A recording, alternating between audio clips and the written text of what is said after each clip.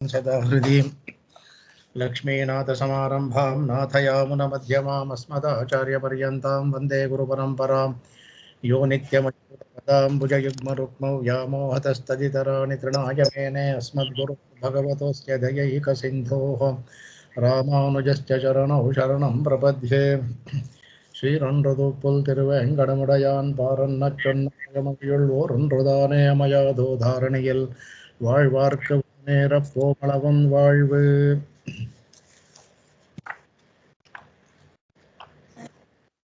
10ನೇ ಶ್ಲೋಕ ಹೇಳ್ತಾ ಇದ್ವಿ. ಅದರಿಂದ 10ನೇ ಶ್ಲೋಕದಿಂದ ಮುಂದೆ ಒಂದಷ್ಟು ಹೇಳ್ತೀನಿ.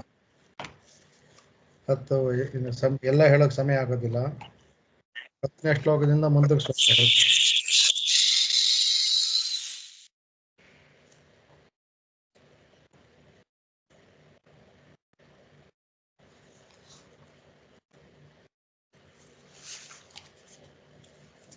ಹನ್ನೊಂದನೇ ಶ್ಲೋಕ ತಗೊಳ್ಳಿ. ಯಾರಾದರೂ ಹೇಳೋಂಗಿದ್ರೆ ಹೇಳಿ. ಸ್ವಲ್ಪ ತುಂಬ ಕಠಿಣವಾದ ಛಂದಸ್ಸಲ್ಲಿದೆ, ಸ್ವಲ್ಪ ನಿಧಾನಕ್ಕೆ ಹೇಳಬೇಕದು. ಒಂದು ತುಂಬ ಈ ಸ್ತೋತ್ರದಲ್ಲಿ ತುಂಬ ಛಂದಸ್ಸು ವ್ಯತ್ಯಾಸಗಳಿದೆ. ಒಂದೇ ಥರ ಮಾಡಿಲ್ಲ, ಬೇರೆ ಬೇರೆ ಛಂದಸ್ಸಲ್ಲಿ ಮಾಡಿದ್ದಾರೆ. ಬಹಳ ಕಠಿಣವಾದ ಛಂದಸ್ಸುಗಳು ಇದೆ. ಅದು ಪದವಿಭಾಗ ಮಾಡೋದೇ ಕಷ್ಟ, ತುಂಬಾ ಕ್ಲಿಷ್ಟವಾದ ಸ್ತೋತ್ರ ಇದು. ತಗೊಳ್ಳಿ, 11ನೇ ಶ್ಲೋಕ ತಗೊಳ್ಳಿ. त्वय्याचार्यैर्विनहितभराः. नमस्कार अगेन. சொல்லுங்க. त्वय्याचार्यैर्विनिहितभराः तावका रङ्गनाथ त्वत्कैङ्कर्यप्रवणमनसा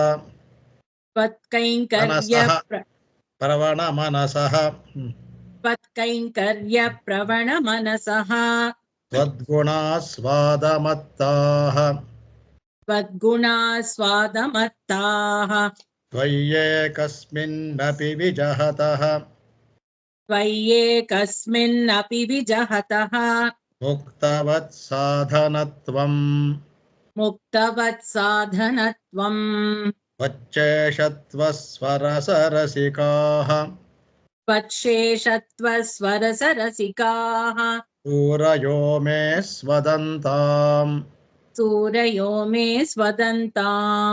कल्पस्तोमेऽप्यपास्तत्वदितर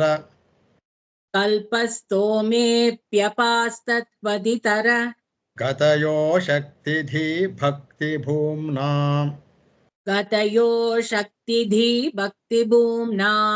रङ्गेश प्रातिकूल्यक्षरण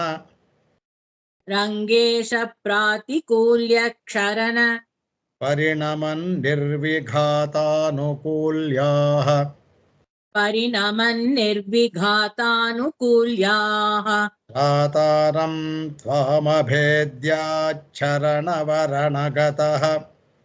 त्रातारं त्वाम् अभेद्यात् शरणवरणतः नाथ निर्विघ्नयन्तः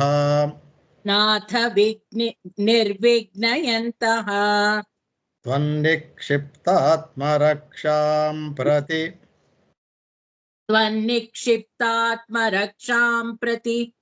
रभसजुषस्व प्रवृत्तिं त्यजन्ति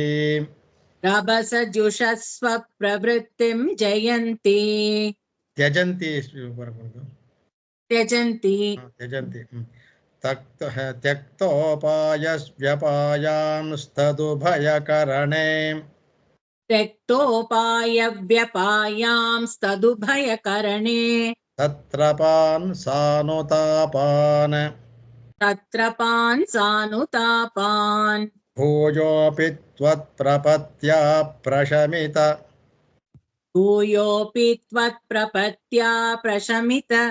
कलुषान् हन्त सर्वं सहस्त्वम्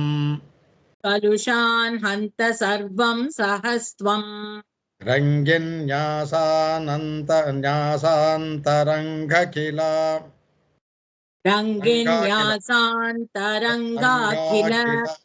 जनहितता गोचरत्वन्निदेश प्रीतिप्राप्त स्ववर्णाश्रम प्रीतिप्राप्तस्ववर्णाश्रम शुभचरितान् शुभचरितान् आसिधन्यान् अनन्यान् आसि धन्यान् अनन्यान् शोकास्पदं शमतनश्रयतां भवाब्धौ शोकास्पदां शमतनश्रयतां भवाब्धौ रागास्पदां च सहजं नरुनत्सि दुःखम् रागास्पदां सहजं न रुणत्सि दुःखम् नो चेदमी जगति रङ्गधुरीण भूयः नो चेदमी जगति रङ्गधुरीण भूयः क्षोदिष्टभोगरसिकास्तव न स्मरेयुः क्षोदिष्टभोगरसिकास्तव न स्मरेयुः हेतुर्वेदैर्विमर्शे भजनवदितरत् हेतुर्वैदे विमर्शे भजनवदितरत् किं त्वनुष्ठानकाले किं त्वनुष्ठानकाले वेद्यत्वद्रूपभेदो विविध इह स वेद्यत्वद्रूपभेदो विविध इह स तूपायतान्यानपेक्षा रूपायतान्यानपेक्षा रङ्गिन् प्रारब्धभङ्गात् फलमधिकम् रङ्गिन् प्रारब्धभङ्गात् फलमधिकम् अनावृत्तिरुक्तेष्टिवत् स्यात् अनावृत्तिरुक्तेष्टिवत् स्यात् नानाशब्दादिभेदात् प्रपदन भजने नानाशब्दादिभेदात् प्रपदन भजने सूचिते सूत्रकारैः सूचिते सूत्रकारैः भक्तौ रङ्गपते यथा खलु भक्तौ रङ्गपते यथा खलु पशुच्छागादिवत् वेदनाम् पशुच्छागादिवत् वेदन ध्यानोपासनदर्शनादिवचसाम् ध्यानोपासनदर्शनादिवचसाम् इच्छन्त्यभिन्नार्थताम् इच्छन्त्यभिन्नार्थताम् व्यक्तैक्याच्छरणागतिप्रपदन व्यक्तैक्यात् शरणागतिप्रपदन त्यागात्मनिक्षेपणाम् यागात्मनिक्षेपण न्यासाद्येषु तथैव तन्त्रनिपुणैः न्यासाध्येषु तथैव तन्त्रनिपुणैः पर्यायता स्मर्यते पर्यायता स्मर्यते विश्वासायास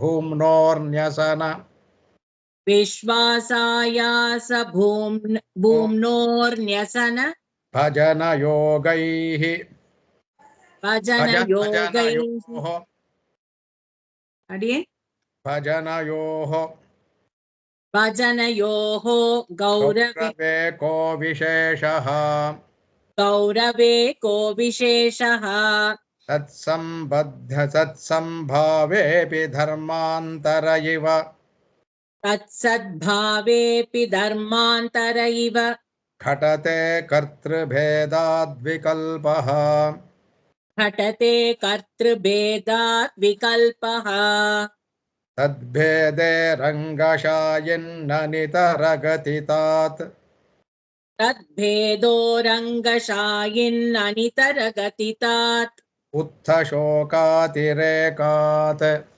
उत्थशोकातिरेकात् तद्विद्यादौ विकल्पस्त्वभिमति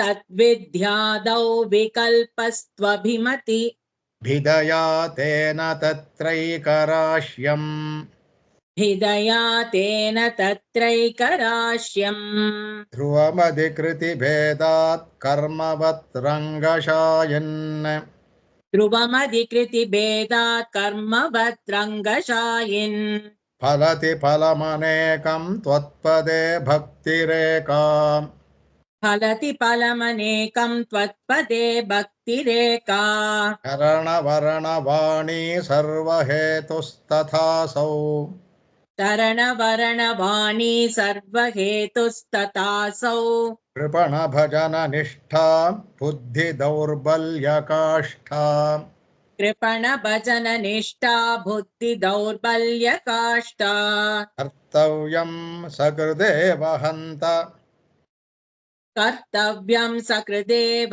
हन्त कलुषं सर्वं ततो नश्यति कलुषं सर्वं ततो नश्यति ब्रह्मेशादिसुदुर्लभं पदमपि ब्रह्मेशादिसुदुर्लभं पदमपि अप्यं मयाद्रागिति प्राप्यं मया द्रागिति विश्वासप्रतिबन्धिचिन्तनमिदम् विश्वासप्रतिबन्धिचिन्तनमिदम् पर्यस्यतिन्यस्यताम् पर्यस्यति न्यस्यताम् रङ्गाधीशरमापतित्वसुभगम् रङ्गाधीश रमापतित्वसुभगम् नारायणत्वं तव नारायणत्वं तव हि कर्मभक्तिरहितस्य कदाप्यशक्त्या धीकर्म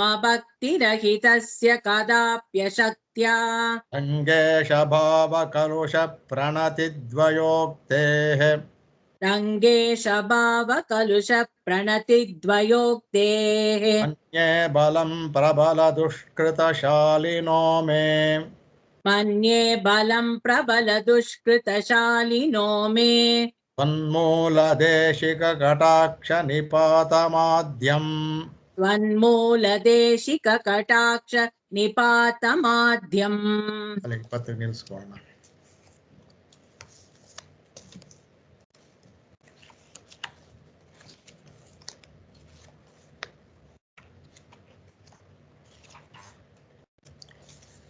ಹತ್ತನೇ ಶ್ಲೋಕವನ್ನ ಮೇಲಿನ ಅರ್ಥ ಹೇಳ್ಕೊಂಡ್ವಿ. ಇದಕ್ಕೆ ಆರ್ತೇಶ್ವಾಶು ಫಲ ತದನ್ ವಿಷಯ ಉಚ್ಚೇನಿ ದೇಹಾಂತರ ವನ್ಹ್ಯಾದೇರನಪೇಕ್ಷಣಾತ್ತನುಭೃತಾಂ ಸತ್ಯಾದಿವದ್ವ್ಯಾಪಿನಿ ಶ್ರೀರಂಗೇಶ್ವರ ಯಾವದಾತ್ಮನಿಯತತ್ವತ್ಪಾರತಾಂತ್ರ್ಯೋಚಿತ ತ್ವತ್ಯೇವ ತ್ವದುಪಾಯಧೀರಪಿ ಹತಸ್ತ್ವೋಪಾಯ ಭಾವಾಸ್ತು ಮೇ. ಬಟ್ ಇಲ್ಲಿ ತಾವು ಪ್ರಾರ್ಥನೆ ಮಾಡ್ಕೊಳ್ತಾರೆ. ಅಂದರೆ ರಂಗನಾಥನಲ್ಲಿ ದೇಶಿಗರು ಮಾಡ್ಕೊಳ್ಳುವಂಥ ಪ್ರಾರ್ಥನೆ ಇದು ನಮ್ಮ ಪರವಾಗಿ ಅವರು ಮಾಡ್ಕೊಳ್ಳೋದು ನಮ್ಮ ಪರವಾಗಿ ಮಾಡ್ತಾರೆ ಅಂದ್ಬಿಟ್ಟು ಅಂತ. ಮೇಲಿನ ಅರ್ಥ ಹೇಳಿದ್ವಿ. ಎರಡು ಥರ ಪ್ರಪತ್ತಿಯಲ್ಲಿ ಎರಡು ಥರ. ಒಂದು ಆರ್ಥ ಪ್ರಪತ್ತಿ, ಅರ್ಥವನ್ನು ಧೃತಪತಿ ಇದೆ. ಅರ್ಥವನ್ನು ಮೇಲೆ ಅರ್ಥವನ್ನು ಹೇಳಿದ್ವಿ. ವಿಶೇಷ ಅರ್ಥವನ್ನು ಮಾತ್ರ ಹೋಗೋಣ. ಇದನ್ನು ಹೋದ ಸಲ ಹೇಳಿದಿರಲಿ. ಇದರಲ್ಲಿ ಇದನ್ನು ಯಾತಕಪ್ಪ ಇದನ್ನು ಹೇಳೋದು ಅಂದರೆ ಇದರಲ್ಲಿ ಈ ಎರಡರಲ್ಲೂ ಸಹ ನಮಗೆ ಮುಖ್ಯವಾಗಿ ಬೇಕಾಗಿದ್ದು ಪ್ರಪತ್ತಿ ಮಾಡ್ಕೋ ಎರಡು ಥರ ಹೇಳಿದ್ರು. ಏನು ಮಾಡಿದ್ರು ಸಹ ಇದರಲ್ಲಿ ನಾನು ಮಾಡ್ತೀನಿ ಅನ್ನುವ ಭಾವ ನಮಗೆ ಹೋಗಬೇಕು. ಈ ಪ್ರಪತ್ತಿಯಲ್ಲಿ ನಾನು ಮಾಡ್ತಾ ಇದ್ದೀನಿ ಅನ್ನೋ ಭಾವ ಹೋಗ್ಬೇಕು. ಇದಕ್ಕೆ ಅಂದರೆ ಪ್ರಪತ್ತಿ ಉಪಾಯವನ್ನು ನಾವೇ ಮಾಡಿದ್ರೂ ಸಹ ಭಗವಂತ ನಮ್ಮಿಂದ ಈ ಉಪಾಯವನ್ನು ಮಾಡಿಸ್ತಾ ಇದ್ದಾನೆ. ಈ ಉಪಾಯ ಸ್ಥಾನದಲ್ಲಿ ಸಹ ಭಗವಂತನೇ ಇದ್ದಾನೆ. ಶರಣಾಗತಿ ಒಂದು ವ್ಯಾಜ ಮಾತ್ರ. ಇದು ಶರಣಾಗತಿಯೇ ನಮಗೆ ಮೋಕ್ಷವನ್ನು ಕೊಡೋದಿಲ್ಲ. ಶರಣಾಗತಿ ಮಾಡೋದು ಭಗವಂತ. ಆದರೆ ಹೇಗಪ್ಪ ಅಂದರೆ ಆ ಉಪಾಯ ಸ್ಥಾನದಲ್ಲೇ ಭಗವಂತ ಇರ್ತಾನೆ. ಹೇಳೋದು ನಾವೇ ಆದರೂ ಪ್ರತಿಯೊಂದು ಮಾಡೋದಾದರೂ ಅವನ ಇದು ಮಾಡಿದ್ರೂ ಸಹ ಉಪಾಯ ಸ್ಥಾನದಲ್ಲಿ ಅವನಿರ್ತಾನೆ. ಯಾವ ಒಂದು ಕಾಲದಲ್ಲೂ ನಮ್ಮ ಅಹಂ ಅಂತಿದೆಯಲ್ಲ, ಆ ಅಹಂ ಅನ್ನೋದು ಬರಬಾರ್ದು ನಮಗೆ. ಬಂದು ಅನ್ನೋದು ನಾನು ಮಾಡಿದೆ ಅನ್ನೋದು ಬರಬಾರ್ದು. ಭಗವಂತನೇ ನಮ್ಮಿಂದ ಮಾಡಿಸ್ದ ಅಂದ್ಬಿಟ್ಟು ಅಂತ. ಈಗ ಅನೇಕ ಇದ್ರಲ್ಲಿ ನೋಡ್ತೀವಿ ನಾವು. ಪಾಪ ಅಜ್ಞಾನದಿಂದ ಹೇಳ್ತಾರೋ, ವಿಷಯ ತಿಳಿದೇ ಹೇಳ್ತಾರೋ, ಅಹಂಕಾರದಿಂದ ಹೇಳೋದಿಲ್ಲ, ವಿಷಯ ತಿಳಿದೇ ಹೇಳೋದು ಅನೇಕ ನಮ್ಮಲ್ಲಿದ್ದಾರೆ. ನಾನು ಪ್ರಪತ್ತಿ ಮಾಡ್ಕೊಂಡ್ಬಿಟ್ಟೆ. ನಮ್ಮಲ್ಲಿ ಪೂರ್ವಾಚಾರ್ಯರು ಹೇಳ್ತಾರೆ ಆದರೂ ಕೂಡ ತಪ್ಪು. ಆ ಥರ ಹೇಳಬಾರ್ದು ಅಂತ. ನಾನು ಪ್ರಪತ್ತಿ ಮಾಡಿಕೊಂಡೆ ಅಂತ ಹೇಳೋದು ತಪ್ಪು. ನಾನು ಮಾಡಿಕೊಂಡೆ. ಕೆಲವರು ಹೋಗ್ತಾಯೋ ನಾನು ಪ್ರಪತ್ತಿ ಮಾಡ್ಕೊಂಡಿದ್ದು ಏನೋ ತಿನ್ನೋದಿಲ್ಲ.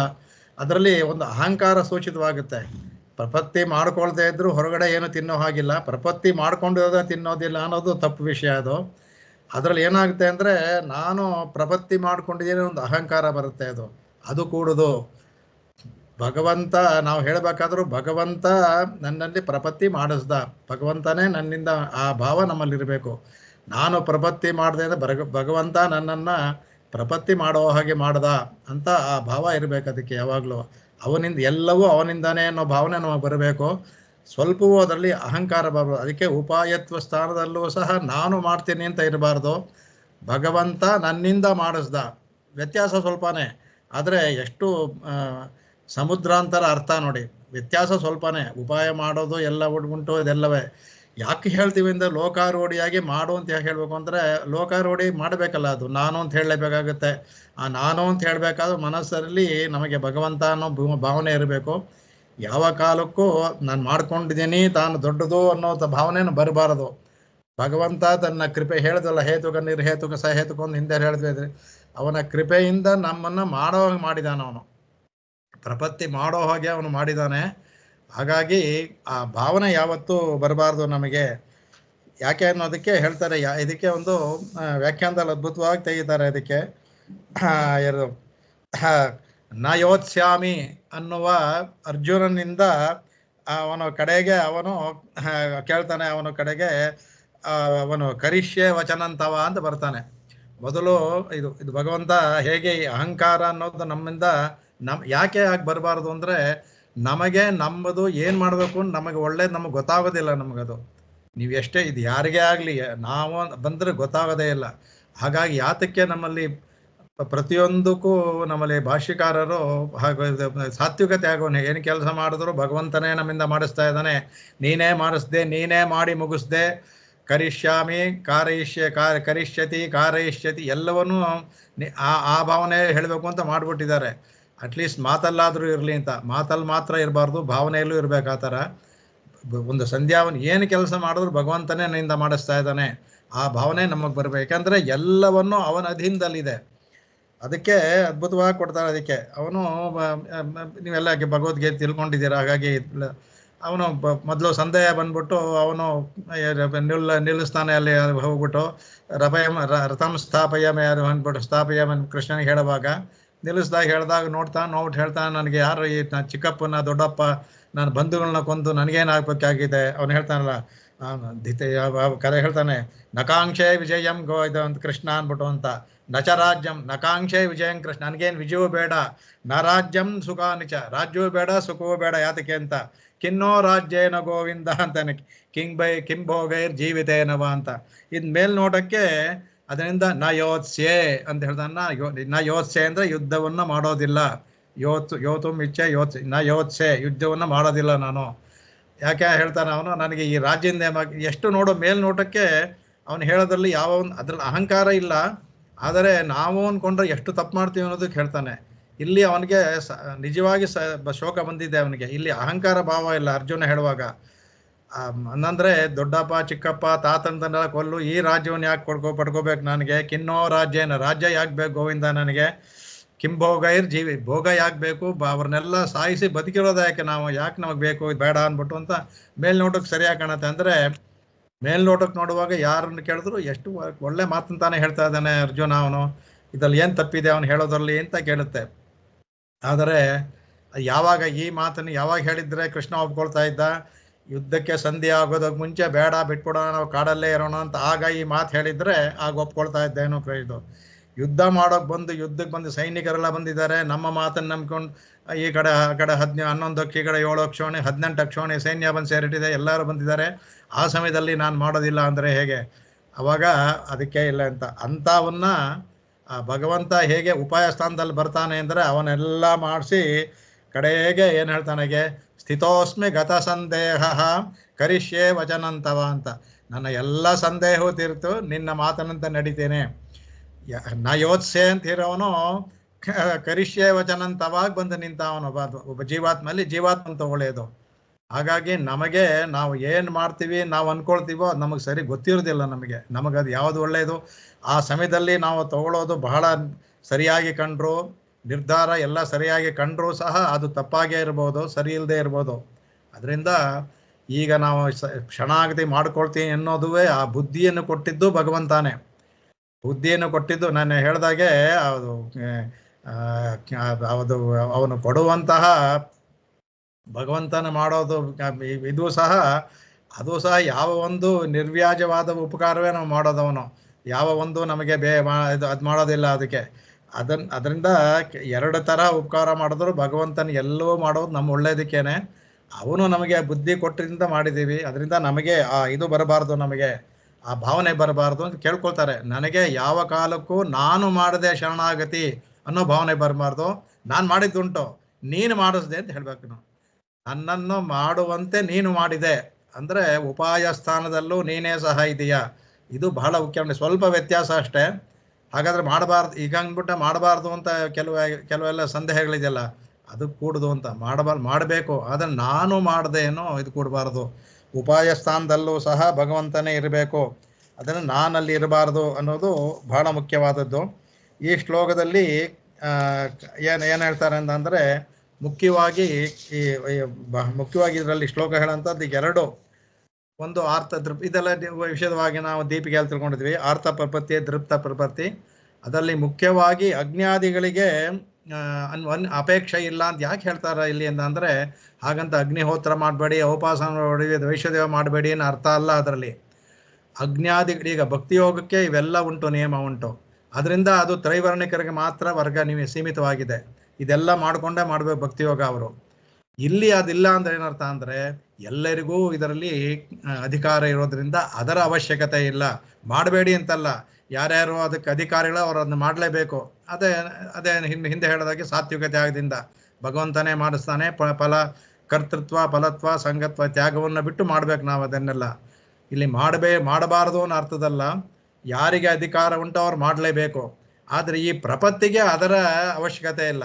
ಪ್ರಪತ್ತಿಗೆ ಯಾಕೆಂದರೆ ಎಲ್ಲರಿಗೂ ಸಮಾನವಾದ್ರಿಂದ, ಎಲ್ಲ ವರ್ಣದವ್ರಿಗೂ ಲಿಂಗ ಭೇದವಿಲ್ಲ. ಈಗ ಸ್ತ್ರೀಯರೆಲ್ಲ ಮಾಡೋ ಹಾಗಿಲ್ಲ. ಹಾಗಾಗಿ ಅದಕ್ಕೆ ಅಂಗ ಮಾಡಿಬಿಟ್ಟ ಅಂದರೆ ಅವ್ರಿಗೆಲ್ಲ ಅರ್ಹತೆನೂ ಹೋಗ್ಬಿಡುತ್ತೆ. ಹಾಗಾಗಿ ಅಗ್ನಿಯಾದಾದಿ ಅನಪೇಕ್ಷತ ಅಂತ ಹೇಳಿದ್ದು ಯಾಕೆಂದರೆ, ಅಗ್ನಿಹೋತ್ರಾದಿಗಳ ಅವಶ್ಯಕತೆ ಇದಕ್ಕೆ ಪ್ರಪತ್ತಿಗೆ ಇಲ್ಲ ಅಂತ ಅರ್ಥ. ಹೇಳ್ತದರ ಪ್ರಪತ್ತಿ ಅನುಷ್ಠಾನ ಮಾಡಿದ್ದರೂ ಸಹ ಯಾರ್ಯಾರಿಗೆ ಅದರಲ್ಲಿ ಅಧಿಕಾರ ಉಂಟೋ ಅವರು ಅದು ಮಾಡಲೇಬೇಕದು, ಅದರಲ್ಲಿ ಯಾವ ಸಂದೇಹವೂ ಇಲ್ಲ. ಹಾಗಾಗಿ ಇದನ್ನು ತಪ್ಪಾಗಿ ಅರ್ಥ ಮಾಡ್ಕೋಬಾರ್ದು. ಇದನ್ನು ಆ ಥರ ಇಟ್ಬಿಟ್ಟ ಅಂದ್ರೆ ಏನಾಗುತ್ತೆ, ಚತುರ್ಥ ವರ್ಣದವರಿಗೆ ಸ್ತ್ರೀಗಳಿಗೆ ಅಧಿಕಾರನೇ ಬರೋದಿಲ್ಲ. ಅವ್ರು ಯಾವ ಅಗ್ನಿಹೋತ್ರ ಮಾಡ್ತಾರೆ, ಯಾವ ಇದು ಮಾಡ್ತಾರೆ ಅವರು. ಹಾಗಾಗಿ ಸಂಧ್ಯಾವಂದನಾದಿಗಳೆಲ್ಲ ಅವ್ರಿಗಿಲ್ಲ, ವಿಧಿಸಿಲ್ಲ. ಯಾವುದಾದ್ರು ವಿಧಿಸಿದೆಯೋ ಅದು ಮಾಡಲೇಬೇಕು. ಇದಕ್ಕೆ ಅದರ ಅವಶ್ಯಕತೆ ಇಲ್ಲ. ಪ್ರಪತ್ತಿ ಯೋಗಕ್ಕೆ ಇದರ ಒಂದು ಅಂಗ, ಇದು ಮಾಡಲೇಬೇಕು ಅಂತ ಅವಶ್ಯಕತೆ ಇಲ್ಲ ಅಂತ ಹೇಳಿದ್ದು ಯಾಕೆ ಅಂದರೆ, ಎಲ್ಲರಿಗೂ ಸಹ ಅಧಿಕಾರವಿದೆ ಅಂತ ಹೇಳೋದಕ್ಕೋಸ್ಕರ ಆ ಪದವನ್ನು ಹಾಕಿದ್ರು. ಎಲ್ಲರಿಗೂ ಅಧಿಕಾರವಿದೆ. ಎಲ್ಲರ ಪಶುರು ಪಕ್ಷಿರ್ ಮನುಷ್ಯೋವ ಅಂತ ಹೇಳ, ಪಶು ಪಕ್ಷಿಗಳಿಗೂ ಇದೆ, ಅವಯವ ಮಾಡುತ್ತೆ ಅದು, ಅವಕ್ಕೂ ಸಹ ಅಧಿಕಾರ ಇದೆ. ಅಂದರೆ ಎಲ್ಲ ಜೀವಾತ್ಮಗಳಿಗೂ ಅಧಿಕಾರ ಇದೆ ಮೋಕ್ಷವನ್ನು ಪಡೆಯಲು. ಕೆಲವು ನೇರವಾಗಿ ಹೇಳೋರ ಜ್ಞಾನ ಧರ್ಮಭೂತ ಜ್ಞಾನ ವಿಕಸಿತವಾಗಿರೋರು ಶರಣಾಗತಿ ಮಾಡ್ಕೊಂಡ್ಬಿಡ್ಬೋದು. ಪಶು ಪಕ್ಷಿ ಪ್ರಾಣಿಗಳು ಅವರ ಆಶ್ರಯದಲ್ಲಿ ಇರೋದ್ರಿಂದ ಅವಕ್ಕೂ ಮೋಕ್ಷವನ್ನು ಸಿಗುತ್ತೆ. ಅವ್ರ ಪರವಾಗಿ, ಆ ಪ್ರಾಣಿಗಳ ಪರವಾಗಿ ಅವರು ಅವರ ಪ್ರಪತ್ತಿಯನ್ನು ಮಾಡ್ಬೋದು. ಅವಕ್ಕೂ ಸಹ ಮೋಕ್ಷ ಸಿಗುತ್ತೆ. ಮೋಕ್ಷಕ್ಕೆ ಅವಕ್ಕೆ ಯೋಗ್ಯತೆ ಇದೆ, ಅರ್ಹತೆ ಇದೆ ಅನ್ನೋದಕ್ಕೋಸ್ಕರ ಅಷ್ಟೇ. ಹಾಗಾಗಿ ಇದನ್ನು ಮಾಡಬಾರ್ದು ಅಂತ ಅರ್ಥ ಇಲ್ಲ. ಅದೊಂದು. ಅದರಿಂದ ಪ್ರತಿಯೊಂದು ಇಲ್ಲಿ ಹೇಳಬೇಕಾದ್ರೂ ಅದಕ್ಕೆ ಯಾವುದು ಸಹ ಅದಕ್ಕೆ ಮುಖ್ಯವಾಗಿ ಏನು ಬೇಕು ಅಂದ್ರೆ ಪ್ರಪತ್ತಿಗೆ ಪಾರತಂತ್ರ್ಯೋಚಿತ ಅಂದು.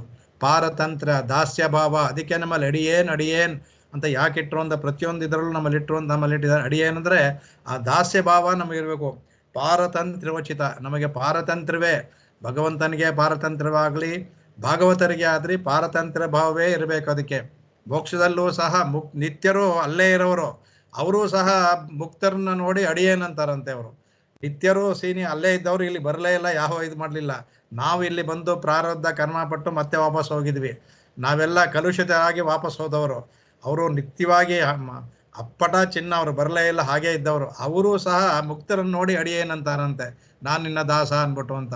ಆ ಭಾವ ಯಾವತ್ತೂ ಅಲ್ಲಿರಬೇಕು ಅಂದ್ಬಿಟ್ಟು ಅಂತ ಮುಂದಿನ ಶ್ಲೋಕಗಳೆಲ್ಲ ಬರುತ್ತೆ. ಅದಕ್ಕೆ ಅಲ್ಲೆಲ್ಲ ಇದ್ದರು, ಅಲ್ಲಿ ಅದೆಲ್ಲ ಹೇಳ್ಬೇಕಾದ್ರೆ ಅವರೆಲ್ಲ ಹೇಳ್ತಾರಲ್ಲ, ಮುಂದಿನ ಶ್ಲೋಕದಲ್ಲಿ ಬರುತ್ತೆ. ಅದಕ್ಕೆಲ್ಲ ಹೇಗೆ ಸಾಮವೇದ ಹೇಳ್ತಾ ಇರ್ತಾರಲ್ಲ, ಮುಂದಿನ ಶ್ಲೋಕದಲ್ಲಿ ಬರುತ್ತೆ. ಅವಾಗ ಹೇಳೋಣ, ವಿಷಯದವಾಗಿ ಹೇಳೋಣ. ಅದರಲ್ಲಿ ಅಲ್ಲಿಯೂ ಸಹ ಪಾರತಂತ್ರವೇ ಮುಖ್ಯ ನೇರವಾಗಿ. ಯಾಕೆಂದ್ರೆ ಧರ್ಮಭೂತ ಜ್ಞಾನ ವಿಕಸಿತವಾಗಿರೋದ್ರಿಂದ, ಸಂಪೂರ್ಣ ವಿಕಸನವಾಗಿರೋದ್ರಿಂದ ಬೇರೆ ಯಾವ ಸಂಶಯಕ್ಕೂ ಆಸ್ಪದವಿಲ್ಲ.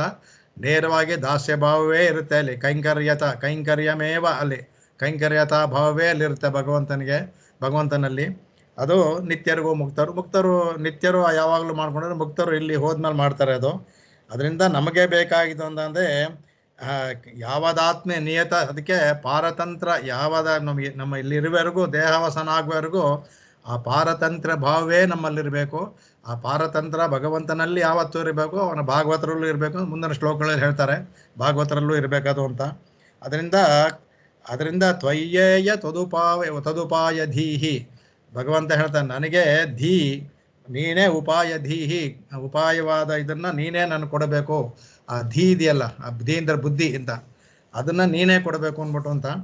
ಮೊನ್ನೆ ಸಾಮವೇದ ಪಾರಾಯಣ ಮಾಡ್ತಾ ಇದ್ದೆ, ಅಲ್ಲಿ ಮಾತಾಡುವ ಒಂದು ಮಂತ್ರ ಬಂತು. ಇದು ಸುಮ್ಮನೆ ಅದಕ್ಕೆ ಬರೆದಿಟ್ಕೊಂಡೆ. ಅದು ಎಂಥ ಅದ್ಭುತವಾದ ಮಂತ್ರ ಅದಂತ ಅದರಲ್ಲಿ ಮಾನವತ್ತು ತುಂಬ ಚೆನ್ನಾಗಿತ್ತು. ಅದಕ್ಕೆ ಅದನ್ನ ಬರೆದಿಟ್ಕೊಂಡೆ ಪಾರಾಯಣ ಮಾಡುವಾಗ. ಅದರಲ್ಲಿ ಇಲ್ಲಿ ಪ್ರಾರ್ಥನೆ ಮಾಡೋದು ಅದಕ್ಕೆ. ಇಮಾನಿ ಯಾನಿ ಪಂಚೇಂದ್ರಿಯಾಣಿ ಮನಸಷ್ಟಾನಿ ಮೇ ಹೃದಿ ಬ್ರಹ್ಮಣ ಸಂಶಿತಾನಿ ಯೈರೇವ ಸಸೃಜೆ ಘೋರಂ ತೈರೇವ ಶಾಂತಿರಸ್ತುನಃ.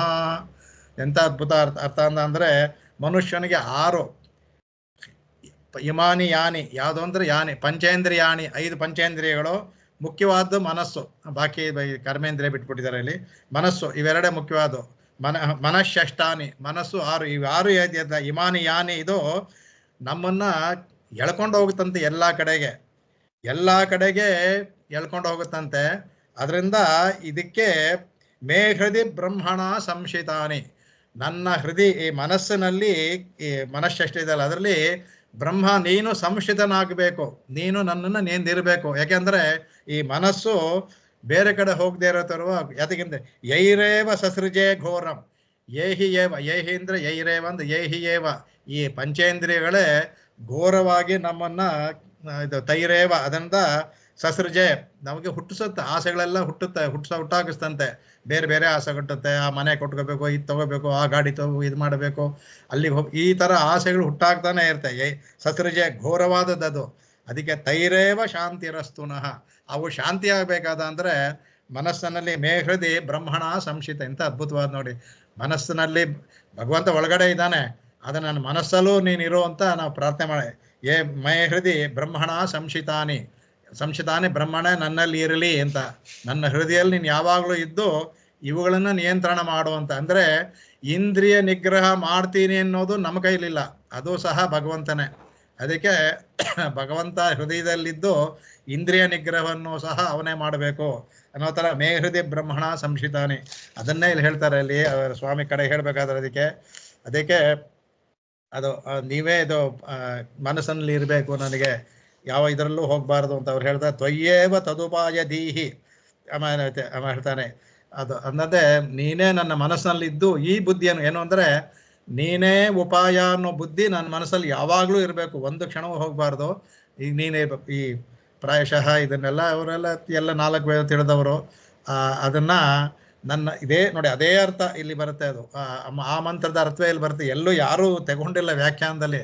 ಯಾವುದೋ ಪಾರಾಯಣ ಮಾಡ್ತಾ ಇದ್ದೆ ನಾನು, ಬ್ರಹ್ಮಯಜ್ಞಕ್ಕೆ ಮಾಡ್ತಾ ಇರಬೇಕಾದ್ರೆ ಬಂತು, ಬಹಳ ಅದ್ಭುತವಾಗಿದ್ದೆಲ್ಲ ಸುಮ್ಮನೆ ಬರೆದಿಟ್ಕೊಂಡೆ.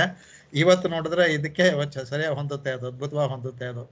ಹಾಗಾಗಿ ಭಗವಂತ ನನ್ನ ಮನಸ್ಸಲ್ಲಿದ್ದು ಯಾವಾಗಲೂ ಸಹ ಇದು ಹೋಗ್ಲಿ. ಇದನ್ನೇ ಮುಂದೆ 26ನೇ ಶ್ಲೋಕದಲ್ಲಿ ಬರುತ್ತೆ. ಮಾತರ್ ಭಾರತಿ ಮುಂಚೆ ಅಂತ 26ನೇ ಶ್ಲೋಕದಲ್ಲಿ ಬರುತ್ತೆ. ಅದರಲ್ಲಿ ಇದೇ ಥರ ಕೇಳ್ಕೊತಾರೆ, ನನ್ನ ಮಾತು ಸರಿಯಾಗಿರಲಿ, ನನ್ನ ಮಾತು ಬೇರೆ ಯಾರು ನಿನ್ನ ಬಿಟ್ಟು ಬೇರೆ ಯಾರನ್ನೂ ಹೇಳದೇ ಇರಲಿ ಅಂದ್ರೆ ಎಲ್ಲವನ್ನು ಭಗವಂತ ನೀನೇ ಮಾಡಬೇಕು. ಕಾಯ ವಾಚ 3 ಹೇಳ್ತಾರೆ, ಕಾಯ ವಾಚ ಮನಸ 26ನೇ ಶ್ಲೋಕದಲ್ಲಿ. ನನ್ನ ಮನಸ್ಸಿಂದಾಗಲಿ, ಮಾತಿನಿಂದಾಗಲಿ, ನನ್ನ ಕೃತಿಯಿಂದಾಗಲಿ ಎಲ್ಲವೂ ನಿನ್ನ ಆಜ್ಞೆ ವಿರುದ್ಧವಾದದ್ದು, ನಿನ್ನ ಅಭಿಲಾಷೆ ವಿರುದ್ಧ ಯಾವ ಕೆಲಸವನ್ನು ಮಾಡಬಾರ್ದು, ನೀನೇ ಮಾಡಿಸ್ಬೇಕು ಅಂತ. ಅದು ಚೆನ್ನಾಗಿದೆ, ಅದು 26ನೇ ಶ್ಲೋಕದಲ್ಲಿ ಬರುತ್ತೆ ಅದು.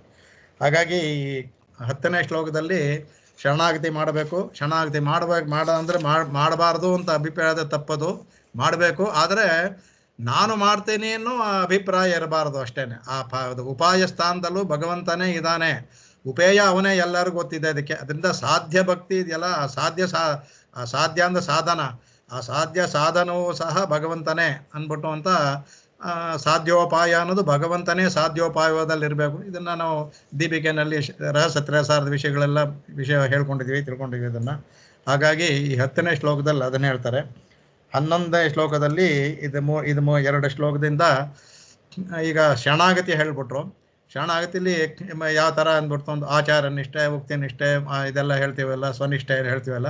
ಇವರು ಆಚಾರ ನಿಷ್ಠೆ, ಉಕ್ತಿ ನಿಷ್ಠೆ ಎರಡೂ ಆಚಾರ ನಿಷ್ಠೆಗೆ ತೊಗೊಂಡ್ಬಿಟ್ಟಿದ್ದಾರೆ. ಯಾಕೆಂದರೆ ಎರಡು ಆಚಾರ ಮೂಲಕ ಹೋಗುವಂಥದ್ರಿಂದ ಆಚಾರ ನಿಷ್ಠೆ ಸ್ವನಿಷ್ಠೆ ಅಂತ 2 ಭಾಗ ಮಾಡಿಕೊಂಡು 11, 12ನೇ ಶ್ಲೋಕದಲ್ಲಿ ಹೇಳಿದ್ದಾರೆ. 11ನೇ ಶ್ಲೋಕದಲ್ಲಿ ತುಂಬ ಚೆನ್ನಾಗಿದೆ. ತ್ವಯ್ಯಾಚಾಯೈರ್ವಿನಹಿತ ಬರಸ್ತಾವಕ ರಂಗನಾಥ ತ್ವತ್ಕೈರ್ಯ ಪ್ರವಣ ಮನಸಸ್ತ್ವದ್ಗುಣಾಸ್ ಕಣ್ಣೆ ಸರಿಯಾಗಿ ಕಾಣ್ತಾ ಇಲ್ಲ.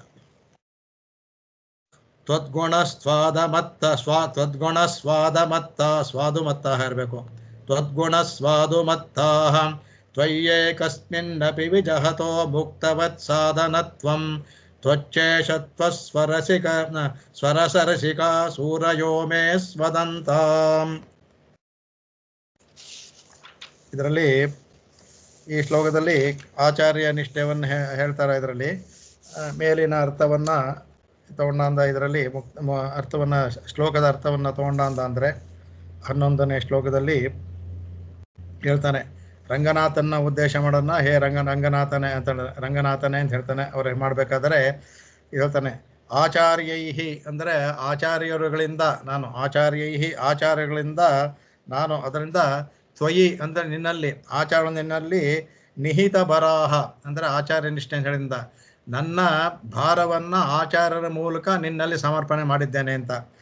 ನಿನ್ನಲ್ಲಿ ನಿಹಿತ ಬರಾಹ ರಕ್ಷೆಯನ್ನು ಒಪ್ಪಿಸಲ್ಪಟ್ಟವನಾಗಿದ್ದೇನೆ ನಿನ್ನಿಂದ ಆಮೇಲೆ ಯಾರ ಇಲ್ಲಿ ಎಂಥವರಿಂದ ಅಂತ ಹೇಳ್ತಾರೆ. ಇದು ನಂದು ಮೇಲಿನ ಶ್ಲೋಕದ ಅರ್ಥ, ಆಚಾರ್ಯರ ಮೂಲಕ ನನ್ನ ಭರವನ್ನು ನಿನ್ನಲ್ಲಿ ಒಪ್ಪಿಸಲ್ಪಟ್ಟಿದ್ದೇನೆ ಅಂತ. ಎಂತಹ ಆಚಾರ್ಯರನ್ನು ಇಲ್ಲಿ ಹೇಳ್ತಾರೆ. ಅದಕ್ಕೆ ಆಚಾರ್ಯಗಳು ಯಾರು? ಅವರು ನಿನ್ನಲ್ಲಿ, ಅವರು ಸಹ ನಿನ್ನಲ್ಲಿ ಒಪ್ಪಿಸಲ್ಪಟ್ಟಿರೋವರು, ಅವರು ನಿನ್ನವರೇ ಆದವರವರು. ಅವರು ತಾವಕಾಹ ಅಂದರೆ ನಿನಗೆ ಅತ್ಯಂತ ಬೇಕಾದವು, ನಿನ್ನ ಭಕ್ತರು ಅಂತ. ತಾವಕಾಹ ಅಂದರೆ ನಿನ್ನ ಭಕ್ತರು, ನಿನ್ನ ಭಗವಂತನ ಭಕ್ತರು, ತಾವಕಾಹ ಹೇಳಿದ್ರು ಕಡೆಗೆ. ಅದರಿಂದ ಅವ್ರು ಎಂಥವರು? ಕೈಂಕರ್ಯ ಪ್ರವಣ ಮನಸಃ, ಅವರು ಎಂಥವರು? ನನಗೆ ಶರಣಾಗತಿ ಮಾಡಿದಂಥ ಆಚಾರ್ಯರು, ಇವರಿಗೆ ಅಪ್ಪುಳಾರು. ಎಂಥವರು ಅಂತ ಹೇಳ್ತಾರೆ? ಕೈಂಕರ್ಯ ಪ್ರವಣ ಮನಸಃ, ನಿನ್ನ ಕೈಂಕರ್ಯದಲ್ಲೇ ಮನಸ್ಸಿಟ್ಟಿರುವವರು, ನಿನ್ನ ಬೇರೆ ಬಿಟ್ಟು ನಿನ್ನ ಕೈಂಕರ್ಯದಲ್ಲೇ ಮನಸ್ಸಿಟ್ಟಿರೋವರು, ಬೇರೆ ವಿಷಯಗಳಲ್ಲೇ ಮನಸ್ಸಿಲ್ಲೇ ಇದ್ದವರವರು ಅಂದರೆ ಆಸಕ್ತಿ ಉಳ್ಳವರು. ಒಂದು ಪ್ರವಣ ಮನಸಃ ಅಂದರೆ ಆಸಕ್ತಿ ಉಳ್ಳವರು, ನಿನ್ನ ಕೈಂಕರ್ಯದಲ್ಲೇ ಆಸಕ್ತಿ ಉಳ್ಳವರವರು. ಆಮೇಲೆ ತ್ವದ್ಗುಣ ಸ್ವಾದುಮತ್ತಾಹ, ನಿನ್ನ ಗುಣ ಇದೆಯಲ್ಲ, ನಿನ್ನ ಗುಣಗಳಿಂದ ಅಂದರೆ ಗುಣಗಳನ್ನು ಕುಡಿದು ಹೇಗೆ ಮಧುರವನ್ನು ಕುಡಿದ್ರೆ ಮತ್ತ ಬರುತ್ತೋ ಹಾಗೆ ನಿನ್ನ ಗುಣಗಳ ಪಾನದಿಂದ ಮತ್ತರಾಗಿರೋರವರು. ಆನೆ ಹೇಗೆ ಮದುವೆ ಇರುತ್ತೋ ಹಾಗೆ ಇಲ್ಲಿ ಆ ಥರ ಮದ ಅನ್ನೋ ಅರ್ಥದಲ್ಲಿ ಬರೋದಿಲ್ಲ. ಸ್ವಾದುಮತ್ತ ಅಂದರೆ ನಿನ್ನ ಗುಣಗಳನ್ನು ಕುಡಿದು ಪಾನವನ್ನು ಮಾಡಿ ಅದರಲ್ಲೇ ಮತ್ತರಾಗಿರೋರವರು, ಆ ಥರ ಇರೋ ಅಂದರೆ ಅಂತಹ ಮೈಮರೆತಿರುವರು ಅನ್ನೋ ಅರ್ಥದಲ್ಲಿ ತಗೋಬೇಕು. ಅದಕ್ಕೆ ನಿನ್ನ ಗುಣಗಳ ಅನುಭವದಿಂದ ಮೈಮರೆತಿರುವರಾಗಿರುವಂತಹ ಅಂಥವ್ರವರು. ಆಮೇಲೆ ತ್ವಯೈಕಸ್ಮಿನ್ನಪಿ ಅಂತ ಅವರು ಏಕಸ್ಮಿನ್ನಪಿ ಅಂದರೆ ನಿನ್ನಲ್ಲೇ ಮನಸ್ಸಿಟ್ಟರು, ದೇವತಾಂತರವನ್ನು ಮಾಡದೇ ಇರೋರು, ನಿನ್ನೊಂದು ಬಲಿ ಆದವರು.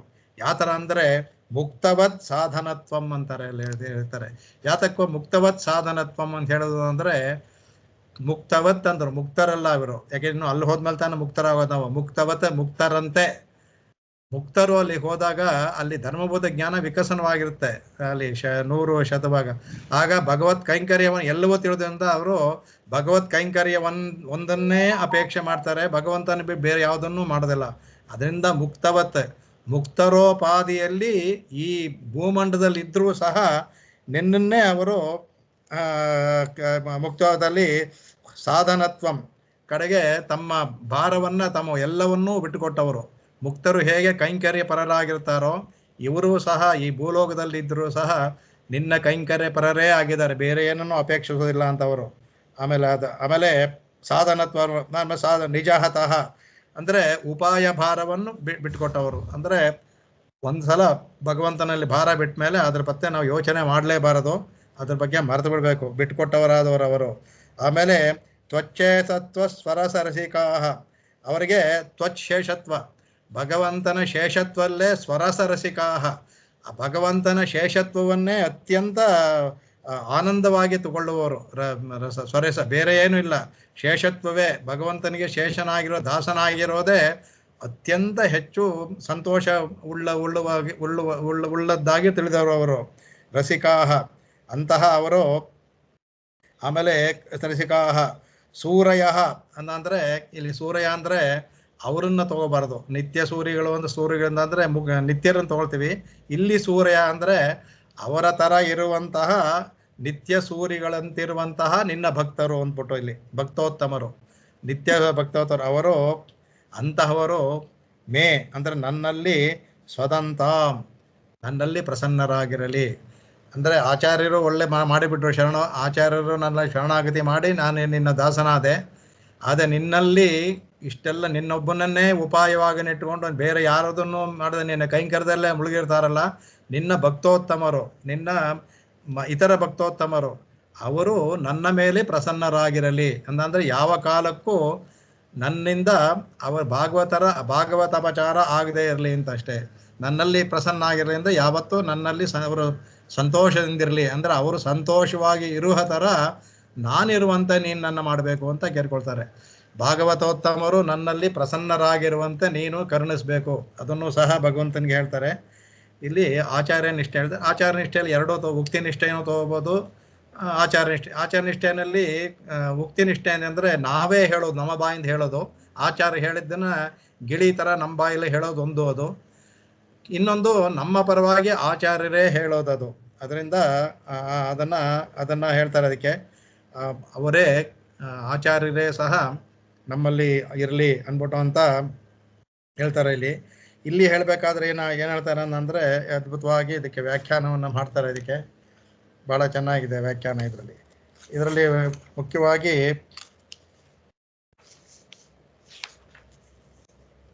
ಒಂದು ನಿಮಿಷ ಬಂದೆ ನೀರು.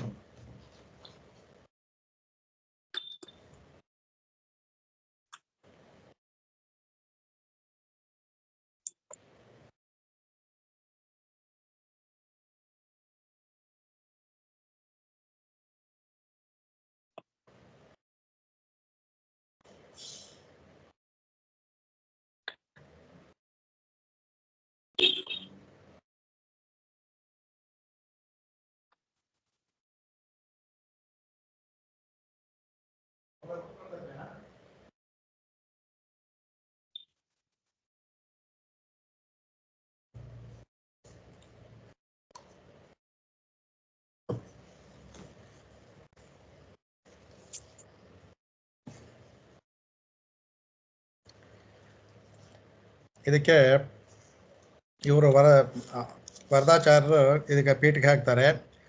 ಏವಂ ಕೇಚಿತ್ ಆಚಾರ್ಯೋಪದೇಶೇನ ಸ್ವಯಮೇವ ಭಗವತ್ತಂ ಶರಣ ಉಪಾಗಮ್ಯ ಮುಚ್ಯಂತೆ ಏತು ಸ್ವಸ್ಥ್ಯಂ ಸ್ವಾಂಗಭರನ್ಯಾಸ ಅನುಷ್ಠಾನ ಅಸಮರ್ಥ್ಯ ಅಭಾವಾದಿನ ಸದಾಚಾರ್ಯೈರೇವ ಶರಣಂ ಭಗವತಿ ಶ್ರೀನಿವಾಸೆ ಸಂರಕ್ಷಣೀಯತ್ವೇನ ಸಮರ್ಪಯತೆ ತೇಷಾಂ ಸರ್ವಮಪಿ ಸ್ವಾನುಷ್ಠಾನಂ ಫಲಕುಕ್ಷೌ ನಿವಿಶತೆ ಇತ್ಯಾಹ ತ್ವಯಿ ಇತಿ ಅಂದ್ಬಿಟ್ಟು ಅಂತ. ಅಂದರೆ ಯಾರು ಕೇಚಿತ್ ಅಂದರೆ ಕೆಲವರು ಅಂತ, ಮುಖ್ಯವಾಗಿ ಹೆಚ್ಚು ಕಡಿಮೆ ಎಲ್ಲರೂ ಅಂತ ಹೇಳ್ಬೋದು. ಕೇಚಿತ್ ಅಂದರೆ ಕೆಲವರು ಅಂತ ಹೇಳಿ, ಕೇಚಿತ್ ಹಾಕಿದ್ರು ಕೆಲವರು ಅಂತ ಹಾಕಿದ್ರು, ಅವರು ನೇರವಾಗಿ ಅವರ ಭಗವಂತನ ಶರಣ ಉಪಗಮ್ಯ ಮುಚ್ಚತೆ ಬರಂತ ಶರಣಾಗತಿ ಹೇಗೆ ಮಾಡ್ತಾರೆ?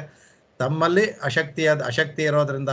ಅಶಕ್ತಿ ಏನು ಅಂದರೆ ಭಕ್ತಿ ಯೋಗದಲ್ಲಿ ಅಶಕ್ತಿ ಇಲ್ಲ, ಕಾಲ ವಿಳಂಬದಲ್ಲಿ ಮನಸ್ಸು ಸಹಿಸೋದಿಲ್ಲ ಅಂಥವ್ರು ಏನು ಮಾಡ್ತಾರೆ? ಆಚಾರ್ಯ ಮೂಲಕ ಅವರೇನು ಮಾಡ್ತಾರೆ? ಭಗವತಿ ಶ್ರೀನಿವಾಸ ಎಂದು ಭಗವಂತನಿಗೆ ಸಂರಕ್ಷಣೀಯತ್ವೇನ, ಸಂರಕ್ಷಣೆಗೋಸ್ಕರ ಏನು ಮಾಡ್ತಾರೆ? ಸಮರ್ಪಯಂತೆ ಅಂದರೆ ಆತ್ಮಂ ಸಮರ್ಪಯಂತೆ ಅಂತ ಆಚಾರ್ಯ ಮೂಲಕ ಬರ ನಿಕ್ಷೇಪವನ್ನು ಮಾಡ್ತಾರೆ. ಅದರಿಂದ ಅವರು ಮಾಡ್ತಾರೆ ಸ್ವಾನುಷ್ಠಾನಂ ಫಲಕುಕ್ಷೋ ನಿವೇಶತೆ ಇತಿ. ಅವರು ತಮ್ಮ ಅನುಷ್ಠಾನವನ್ನು ಯಾವುದನ್ನು ಬಿಡದೇನೆ ಅನುಷ್ಠಾನವನ್ನು ಅನುಷ್ಠಾನವನ್ನು ಮಾಡಿಕೊಂಡಿರ್ತಾರೆ. ಆದರೆ ಭಗವಂತನಲ್ಲಿ ಆಚಾರ್ಯರ ಮೂಲಕ ಆತ್ಮಭರವನ್ನು ಮಾಡ್ತಾರೆ. ಇದರಲ್ಲಿ ಮುಖ್ಯವಾಗಿ ಏನಪ್ಪ ಇದು ಅರ್ಥ ಇದರಲ್ಲಿ ಅಂದರೆ ಈಗ ನಾವು ಹಿಂದಿನ ಇದರಲ್ಲಿ ಈ ಆಚಾರ್ಯ ನಿಷ್ಠೆಗೆ ಒಂದು ವಿಶೇಷವಾದ ಒಂದು ಗುಣ. ನಾವು ಹಿಂದಿನ ಇದರಲ್ಲಿ ಭಗವಂತನ ಇಟ್ಟು ಭಗವಂತನಲ್ಲಿ ಅದೊಂಥರ ಉಕ್ತಿ ಹೇಳ್ಬೋದು. ಭಗವಂತನಲ್ಲಿ ಶರಣಾಗತಿ ಮೊದಲು ಮಾಡ್ಬೇಕಾದ್ರೆ ಭಗವಂತನಲ್ಲಿ ಮಾಡಬೇಕು, ಭಗವಂತನ್ನೇ ಉಪಾಯವಾಗಿ ಇಟ್ಕೋಬೇಕು ಅಂತ ಹೇಳಿದ್ವಿ. ಎಲ್ಲೇ ಭಗವಂತನೇ ಅನ್ಬಿಟ್ಟು ಅಂತ. ಇಲ್ಲಿ ಸ್ವಾಮಿ ಆ ಎಲ್ಲೆಯನ್ನು ವಿಸ್ತಾರ ಮಾಡ್ತಾರೆ. ಭಗವಂತನೇ ಎಲ್ಲೇ ಅಲ್ಲ, ಭಗವಂತನಿಂದ ದಾಟಿ ಒಂದು ಎಲ್ಲೇ ಇದೆ. ಏನೆಲ್ಲಪ್ಪ ಅಂದ್ರೆ ಆಚಾರ್ಯರು. ಅಲ್ಲಿ ಭಗವಂತನ್ನೇ ಉಪಾಯವಾಗಿ ಇಟ್ಕೊಂಡ್ವಲ್ಲ, ಇಲ್ಲಿ ಹೇಳ್ತಾರೆ. ಯಾಕೆಂದ್ರೆ ಭಗವಂತನ ಬಿಟ್ಬಿಡ್ತೀವಿ ನಾವು. ಇಲ್ಲಿ ಆಚಾರ್ಯರನ್ನೇ ಎಲ್ಲೇ ಇಟ್ಕೋತೀವಿ. ಆಚಾರ್ಯ ಎಲ್ಲೇ ಇರೋದು ಭಗವಂತನ ಎಲ್ಲೆಗಿಂತ ದಾಟಿದ್ದು ಅಂದ್ಬಿಟ್ಟು ವಿಶೇಷವಾಗಿ ಹೇಳ್ತಾರೆ ಅದರಲ್ಲಿ. ಹೇಗೆ ಅಲ್ಲಿ ಭಗವಂತನ ಉಪಾಯಸ್ಥಾನದಲ್ಲಿ ಇಟ್ಕೊಂಡು ಇಲ್ಲಿ ಆಚಾರ್ಯರನ್ನು ಉಪಾಯಸ್ಥಾನದಲ್ಲಿ ಇಟ್ಕೊಳ್ತೀವಿ ನಾವು. ಭಗವಂತನಿಲ್ಲ, ಭಗವಂತ ಲೆಕ್ಕಕ್ಕೆ ಇಲ್ಲ ಇವಾಗ ನಮಗೆ. ಆಚಾರ್ಯರನ್ನು ಉಪಾಯಸ್ಥಾನದಲ್ಲಿ ಇಟ್ಕೊಳ್ತೀವಿ, ಆಚಾರ್ಯರನ್ನೇ ಉಪೇಯವಾಗಿ ತಗೊಳ್ತೀವಿ. ಆಚಾರ್ಯ ಇದನ್ನು ಮಾಡ್ತಾರೆ, ಅದು ಭಗವಂತನಿಗೆ ಹೋಗಿ ಸೇರುತ್ತೆ. ಅದು ಇಲ್ಲಿ ಆಚಾರ್ಯ ನಿಷ್ಠೆಯಲ್ಲಿ ಅದು ಹೇಳ್ತಾರೆ. ಅದಕ್ಕೆ ಆಚಾರ್ಯರನ್ನೇ ನಾವು ಉಪಾಯ ಸ್ಥಾನದಲ್ಲಿ ಇಟ್ಕೊಂಡು ಆಚಾರ್ಯನ ಶರಣಾಗತಿ ಹೊಣ್ತೀವಿ. ನಾವು ಮಾಡಬೇಕಾದ್ರೂ ಯಾವ ಶರಣಾಗತಿ ಮಾಡಬೇಕಾದ್ರೆ ನಮ್ಮ ಸಾಂಪ್ರದಾಯಕ್ಕೆ ಹೇಳಬೇಕಾದ ಅಂದರೆ ನಾವು ಹೇಳಬೇಕಾದ್ರೆ ನಾವು ಭಗವಂತನ ಚರಣಾರವಿಂದ ಶರಣಾಗತಿ ಮಾಡಿದೀವಿ ಅಂತ ಹೇಳೋದಿಲ್ಲ. ನಾವು ಹೇಳ್ಬೇಕಾದ್ರೆ ನಮಗೆ ಯಾವ ಆಚಾರ್ಯ ಇದ್ದಾರೋ ಅವರ ಪಾದಗಳಲ್ಲಿ ಶರಣಾಗತಿ ಮಾಡಿದೀವಿ ಅಂತ ಹೇಳೋದು. ನಾವು ಹೇಳ್ಬೇಕಾದ್ರೆ ತೆರೆಕೊಡಂದ ಆಂಡವನ್ ತಿರುವಡಿಗಳಲ್ಲಿ ಶರಣಾಗತಿ ಆಯಿತು ಅಂತಾನೆ ಹೇಳಿರ್ತಾರೆ. ಭಗವಂತನ ಅಡಿಯಲ್ಲಿ ಹೇಳಲ್ಲ ನಾವು. ಅದೇ ಥರ ಯಾವ ಆಚಾರ್ಯರು ಇರ್ತಾರೋ ಆ ಆಚಾರ್ಯ ಹೆಸರುಗಳು ಅವರ ಚರಣಾರವಿಂದಲೇ ಶರಣಾಗತಿ ಆಯಿತು ಅಂತ ನಮ್ಮಲ್ಲಿ ಸಾಂಪ್ರದಾಯಿಕವಾಗಿ ಹೇಳೋ ಸಾಂಪ್ರದಾಯಿಕ ಹೇಳಬೇಕಾದ್ರೆ ಎಲ್ಲಿ ಕೇಳಬೇಕಾದ್ರೆ ಯಾರ ತಿರುವಡಿಯಲ್ಲಿ ಶರಣಾಗತಿ ಅಂತಲೇ ಪ್ರಶ್ನೆನೂ ಹಾಗೆ ಕೇಳ್ತಾರೆ. ಯಾರ ತಿರುವಡಿಯಲ್ಲಿ ಆಯಿತು ಅಂದ್ಬಿಟ್ಟು ಅಂತ, ಇಂಥವ್ರ ತಿರುವಡಿಯಲ್ಲಿ ಆಯಿತು ಅಂತ ಆಚಾರ್ಯನೇ ಇಟ್ಕೊಂಡು ಹೇಳ್ತೀವಿ. ಇಲ್ಲಿ ಏನಾಗುತ್ತೆ ಅಂದರೆ ಆಚಾರ್ಯರು ಭಗವಂತನ ಸ್ಥಾನದಲ್ಲಿ ಬಂದು ಅವರೇ ಉಪಾಯ ಸ್ಥಾನದಲ್ಲಿ ಬರ್ತಾರೆ. ವ್ಯತ್ಯಾಸ ನೋಡಿ, ಇದು ಆಚಾರ್ಯರೇ ಉಪಾಯ ಸ್ಥಾನದಲ್ಲಿ ಬರ್ತಾರೆ. ಹಾಗಾಗಿ ಉಪಾಯ ಸ್ಥಾನದಲ್ಲಿ ಆಚಾರ್ಯ ಬಂದು ಫಲ ಕೊಡೋದು ಭಗವಂತನೇ. ಆಚಾರ್ಯರು ಕೊಟ್ಟರೆ ಅದು ಭಗವಂತನೇ, ಆಚಾರ್ಯ ಮೂಲಕ ಅವನೇ ಉಪಾಯ ಸ್ಥಾನದಲ್ಲಿ ಇರ್ತಾನೆ, ಅವನೇ ಫಲವನ್ನು ಕೊಡ್ತಾನೆ ಅಂತ ಅರ್ಥ. ಆದರೆ ನಾವು ಆಚಾರ್ಯ ಮೂಲಕ ಹೋದ್ರಿಂದ ಆಚಾರ್ಯರೇ ನಮಗೆ ಉಪಾಯ ಸ್ಥಾನದಲ್ಲಿ ಇರುವಂತೆ ಕೇಳ್ಕೊಳ್ತೀವಿ. ಅದಕ್ಕೆ ಒಂದು ಅವರು ಪರಾಶರ ಭಟ್ಟರ ಒಂದು ಶ್ಲೋಕವನ್ನು ಇವರು ಕೋಟ್ ಮಾಡಿದ್ದಾರೆ. ಇವರು ತವ ಬರೋಹಂ ಅಕಾರಿಷಿ ಧಾರ್ಮಿಕೈ ಶರಣಮಿತ್ಯಪಿ ವಾಚ ಮುದೈರಿಮಿತಿ ಮುದೈರಿಮಿ ಅನ್ಬಿಟ್ಟು ಅಂತ ಹೇಳ್ತಾರೆ. ಮುದೈರಿರಂ ಇತಿ ಮುದೈರಿಮಿತಿ ಅಂತ.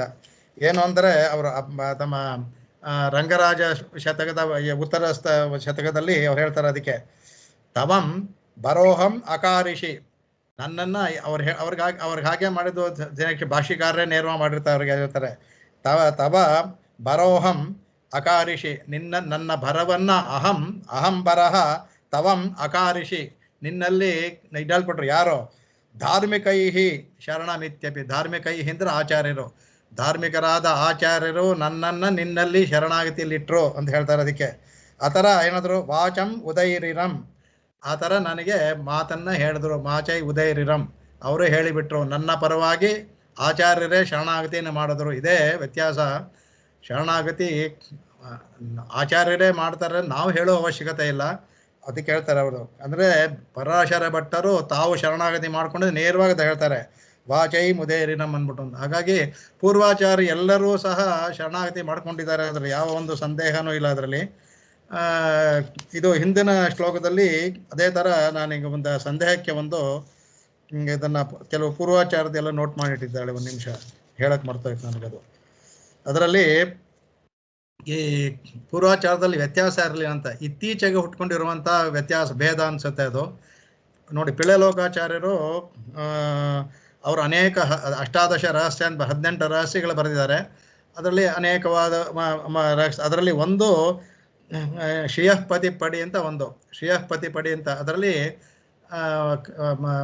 ಚರ್ಮ ಶ್ಲೋಕವನ್ನು ಹೇಳಬೇಕಾದ್ರೆ ಅವ್ರು ಹೇಳ್ತಾರೆ ವ್ರಜ ಅನ್ನೋದಕ್ಕೆ ಅವರು ಹೇಳ್ತಾರೆ ವ್ರಜ ಅಂತ ಹೇಳಿದೆ. ಅವರು ಹೇಳ್ತಾರೆ ಅದೇ ಭಕ್ತಿ ಪಣ್ಣಂ. ವ್ರಜ ಅಂದ್ರೆ ಅರ್ಥ ಏನಂದ್ರೆ ಭಕ್ತಿ ಮಾಡು. ಅವರು ವ್ರಜ ಅನ್ನೋದಕ್ಕೆ ಅರ್ಥ ಮಾಡ್ತಾರೆ ಅಂದ್ರೆ ಭಕ್ತಿ ಮಾಡು ಅಂದ್ಬಿಟ್ಟು ಅಂತ. ನೀನು ನನಗೆ ಭಗವಂತನ ಆದೇಶ ಭಕ್ತಿ ಮಾಡು ಅಂತ. ಹೇಗೆ ಅಂತ ಅದು ಹೇಳ್ತಾರೆ ಅವರು. ಇದುದಾನ್ ಕನ್ಯಾ ಪ್ರಧಾನತ್ವ ಪೋಲೆ ಸಕೃತ್ಕರಣೀಯಂ. ಕನ್ಯಾದಾನ ಹೇಗೆ ಒಂದು ಸಲ ಮಾಡ್ತೀವೋ ಅದರಿಂದ ಕನ್ಯಾದಾನದ ಪ್ರಕಾರ ಇದು ಸಕೃತ್ಕರಣೀಯಂ. ಇದು ಪಿಳ್ಳೆ ಲೋಕಾಚಾರ್ಯ ಮಾತ್ರ ನೇರು ಹೇಳ್ತಾನೆ. ಇದು ಅದರಿಂದ ಇದು ಸಖತ್ ಕರಣೀಯಂ. ಅದರಿಂದ ಹೇಗೆ ಕನ್ಯಾದಾನ ಒಂದೇ ಸಲ ಮಾಡೋದು, ಅದೇ ಪದೇ ಪದೇ ಮಾಡೋದಿವಲ್ಲ, ಅದೇ ಥರ ಪ್ರಪತ್ತಿ ಸಹ ಸಖತ್ ಕರಣೀಯಂ. ಇದು ನೇರವಾಗಿ ಅವ್ರು ಹೇಳಿರುವಂಥ ಮಾತಿದು. ಅಷ್ಟು ಹೇಳ್ಬಿಟ್ಟು ಕಡೆಗೆ ಅವ್ರು ಹೇಳ್ತಾರೆ, ಅದರಿಂದ ಅದು ಹೇಳ್ತಾರ, ವ್ರಜಾಯನ್ಗಿರ ಸ್ವೀಕಾರத்தில் ಉಪಾಯ ಭಾವತ್ತೈ ತವಿರ್ತ್ ಎಂಡ್ರಬಡಿ ಅಂತಾರೆ. ಅವನು ವ್ರಜ ಅಂತ ಹೇಳಿದ್ರೆ ಹೇಳೋದ್ರಿಂದ ಏನಾಯ್ತದು, ಭಗವಂತನೇ ಹೇಳಿದ್ರಿಂದ ಅವನ ಸ್ವೀಕಾರದಲ್ಲಿ ಈ ಉಪಾಯತ್ವ ನಾವು ಮಾಡುವ ನಾನು ಅನ್ನೋ ಉಪಾಯ ಅನ್ನೋದು ತಪ್ಪಿಸುತ್ತೆ. ಅದು ಭಗವಂತನೇ ಉಪಾಯ ಅಂತ ಗೊತ್ತಾಗುತ್ತೆ ಅಂತ ಅರ್ಥ. ಅದಕ್ಕೆ ಅದು ಇದಾನ ಅಂತಾರೆ, ಕನ್ಯಕಾ ಪ್ರಧಾನಂ ಪೋಲೆ ಸಕೃತ್ಕರಣೀಯಂ ಅಂತ. ಕನ್ಯಾದಾನದ ಪ್ರಕಾರ ಇದು ಒಂದೇ ಸಲ ಮಾಡಬೇಕು ಅಂದ್ಬಿಟ್ಟು ನೇರವಾಗಿ ಹಿಂದಿನ ಶ್ಲೋಕಕ್ಕಿದು ಈ ಪಿಳೆ ಲೋಕಾಚಾರ್ಯ ಹೇಳಿದ್ದು. ಅದರಿಂದ ಯಾತಕ್ಕೆ ಅಂತಂದರೆ ಅವರು ಎಲ್ಲರೂ ಶರಣಾಗತಿಯಲ್ಲಿ ಯಾವ ಭೇದವೂ ಇರಲಿಲ್ಲ. ಇಲ್ಲಿ ನೋಡಿ, ಪರಾಶರ ಭಟ್ರು ಹೇಳಿದೆ, ನನಗೆ ಪರಾಶರ ಭಟ್ರು ಮಾಡುವಂಥದ್ದು ಇದು. ಅಫ್ಕೋರ್ಸ್ ಪರಾಶರ ಭಟ್ರು ಭಾಷ್ಯಕಾರ ಕಾಲದವರೇ, ಪಿಳ್ಳೆ ಲೋಕಾಚಾರ್ಯರು ಸಮಕಾಲೀನರು, ದೇಶಿಗರ ವೃದ್ಧ ಸಮಕಾಲೀನರು. ಸ್ವಂತ ದೇಶಿಗರಿಗೆ ಸೋದರತೆ ಮಗ ಅವರು, ಸೋದರತೆ ಮಗ. ದೇಶಿಗರು ಅವರಿಗೆ ಸೋದರ ಮಾವನ ಮಗ, ದೇಶಿಗರು ಅವರಿಗೆ ಸೋದರ ಮಾವನ ಮಗ ಅವನು. ಹಾಗಾಗಿ ಸಂಬಂಧ ವೃದ್ಧ ಸಮಕಾಲೀನರು, ದೇಶಕ್ಕಿಂತ ಹಿರಿಯರು, ವೃದ್ಧರು ಅವರು. 105 ವರ್ಷಗಳ ಕಾಲ ಜೀವಿಸಿದ್ರು ಅವರು. ಅನೇಕ 18 ಗ್ರಂಥಗಳನ್ನು ಬರೆದಿದ್ದಾರೆ. ವಚನಭೂಷಣ, ಮುಮುಕ್ಷುಬಡಿ ಬಹಳ ಮುಖ್ಯವಾದವು ಅದರಲ್ಲಿ. ಅದಕ್ಕೆ ಮನವಾನ್ ಮಾಣಿಗಳು ದೀರ್ಘವಾದ ವ್ಯಾಖ್ಯಾನ ಎಲ್ಲ ಬರೆದಿದ್ದಾರೆ. ಎಲ್ಲೂ ಸಹ ಅಭಿಪ್ರಾಯ ಭೇದ ಎಲ್ಲ. ಅದಕ್ಕೆ ಸ್ವಾಮಿ ಹೇಳ್ತಾರೆ ರಸದಲ್ಲಿ, ಅಭಿಪ್ರಾಯ ಭೇದ ಮಿಲ್ಲೈ ವಾಕ್ಯ ಭೇದ ಮಾತ್ರವೇ ಉಳ್ಳದು ಅಂತ. ವಾಕ್ಯವನ್ನ ಅನುಸಂಧಾನ ಮಾಡುವಾಗ, ಜೋಡಿಸುವಾಗ ಭೇದ ಇದೆ ಅಥವಾ ಅಭಿಪ್ರಾಯ ಭೇದವಿಲ್ಲ ಅಂತ ಹೇಳಿದ್ದಾರೆ. ಇದೇ ಗೊತ್ತಾಗುತ್ತೆ ನೋಡಿ. ಅದರಲ್ಲಿ ನನ್ನನ್ನು ಧಾರ್ಮಿಕರಾದಂಥ ಆಚಾರ್ಯರು ನಿನ್ನಲ್ಲಿ ನನ್ನ ಆತ್ಮವನ್ನು ಭರಣವನ್ನು ಮಾಡಿದರು ಅಂತ ಶರಣಮಿತ್ಯಪಿ ವಾಚಂ ಉದೈರಿತಂ ನನ್ನ ಅವರೇ ನೇರವಾಗಿ ಹೇಳಿದ್ರು ಅಂತ ಆಚಾರ್ಯ ನಿಷ್ಠೆ ಇದು. ಅದನ್ನು ಇಲ್ಲಿ ಇವರು ಕುಮಾರವರ್ಧಾಚಾರ್ಯರು ತಮ್ಮ ವ್ಯಾಖ್ಯಾನದಲ್ಲಿ ಅದನ್ನು ಕೋಟ್ ಮಾಡಿದ್ದಾರೆ. ಅದಕ್ಕೆ ವಾಚ ಉದೈರಿತಂ ಇಪಿ ತದುದೀರಣಂ ಫಲಮಿತಿ ಭಾವ ಅಂದ್ಬಿಟ್ಟು ಅಂತ ಹೇಳ್ತಾರೆ. ಅದಕ್ಕೆ ಈ ಫಲ ಅನ್ನೋದು ಆ ಭಾವವೂ ಅಷ್ಟೇ. ಆ ಫಲಭಾವವೂ ಸಹ ಕೈಂಕರ್ಯ ಭಾವೇತರ ಫಲಭಾವವು ಸಹ ಯಾವುದೂ ಸಹ ನಮ್ಮದು ಅಂತ ಇರಬಾರ್ದು ಅಂತ ಹೇಳಿದ್ದಾರೆ. ತವರ ಇದರಲ್ಲಿ ಒಂದು ನನಗನ್ಸುತ್ತೆ, ಅದನ್ನು ಒಂದು ಇದು ಬರ್ತಾರೆ ಅದರಲ್ಲಿ ರಾಮಮಿಶ್ರರ ಒಂದು ವ್ಯಾಖ್ಯಾ ಒಂದು ಇದೆ. ಅದಕ್ಕೆ ಅದು ಮಾಡಬೇಕಾದ್ರೆ ಅವರು ಪ್ರಪತ್ತಿ ಮಾಡ್ತೀನಿ ಎನ್ನುವ ಭಾವವೂ ಇರಬಾರ್ದು ಅಂತ ಹೇಳಿದ್ದಾರೆ. ಆದರೆ ಅದನ್ನು ಪ್ರಪತ್ತಿ ಮಾಡ್ತೀನಿ ಭಾವವು ಇರಬಾರ್ದು ಅಂತ ಹೇಳಿರೋದು ಯಾವಾಗ ಅಂದರೆ ಮುಂದಿನ ಶ್ಲೋಕದಲ್ಲಿ ಬರುತ್ತೆ. ಅದು ಪ್ರಪತ್ತಿ ಮಾಡಿದ ಮೇಲೆ ಮತ್ತೆ ಇನ್ನು ಪ್ರಪತ್ತಿ ಮಾಡ್ತೀನಿ ಅನ್ನೋ ಭಾವ ಬರಬಾರದು. ಅದು ಇದು ಮುಂದನೆ ಇವರು 13ನೇ ಶ್ಲೋಕದಲ್ಲಿ 14 ಶ್ಲೋಕದಲ್ಲಿ ಉತ್ತರ ಕೃತಿಯಲ್ಲಿ ಹೇಳ್ತಾರೆ. ಅಂತ ಇದ್ದವರ ಮೊದಲು ಹೇಳಿದ್ರೆ ಮಾಮೇಕಂ ಶರಣಂ ವ್ರಜ ಮೇಲೆ ಸಗದೇವ ಪ್ರಪನ್ನಾಯನಿಗೆ ಅರ್ಥವಿಲ್ಲದೆ ಹೋಗ್ಬಿಡುತ್ತೆ ಅವಾಗ. ಹಾಗಾಗಿ ಅದು ಹೇಳಿರೋದು ಪ್ರಪತ್ತಿ ಮಾಡಿದ ಮೇಲೆ ಮತ್ತೆ ಪ್ರಪತ್ತಿ ಮಾಡ್ತೀನಿ ಎನ್ನುವ ಭಾವ ಇರಬಾರ್ದು, ಆ ಪ್ರಪತ್ತಿ ಮಾಡ್ತೀನಿ ಅನ್ನೋ ಭಾವೇ ಇರಬಾರ್ದು ಅಂತ ಅವರು ಹೇಳಿರೋದು. ಅರ್ಥವನ್ನು ನಾವು ಸಮುದಾಯವಾಗಿ ತಗೋಬೇಕು, ಯಾವುದೋ ಒಂದು ಇದ್ರಲ್ಲಿ ತೊಗೊಂಡ್ರೆ ತಪ್ಪರ್ಥ ಆಗುತ್ತೆ ಅದು. ಹಾಗಾಗಿ ನಮ್ಮ ಪೂರ್ವಾಚಾರ ಯಾವುದರಲ್ಲೂ ಸಹ ಈ ಅಭಿಪ್ರಾಯ ಭೇದ ಇರಲಿಲ್ಲ.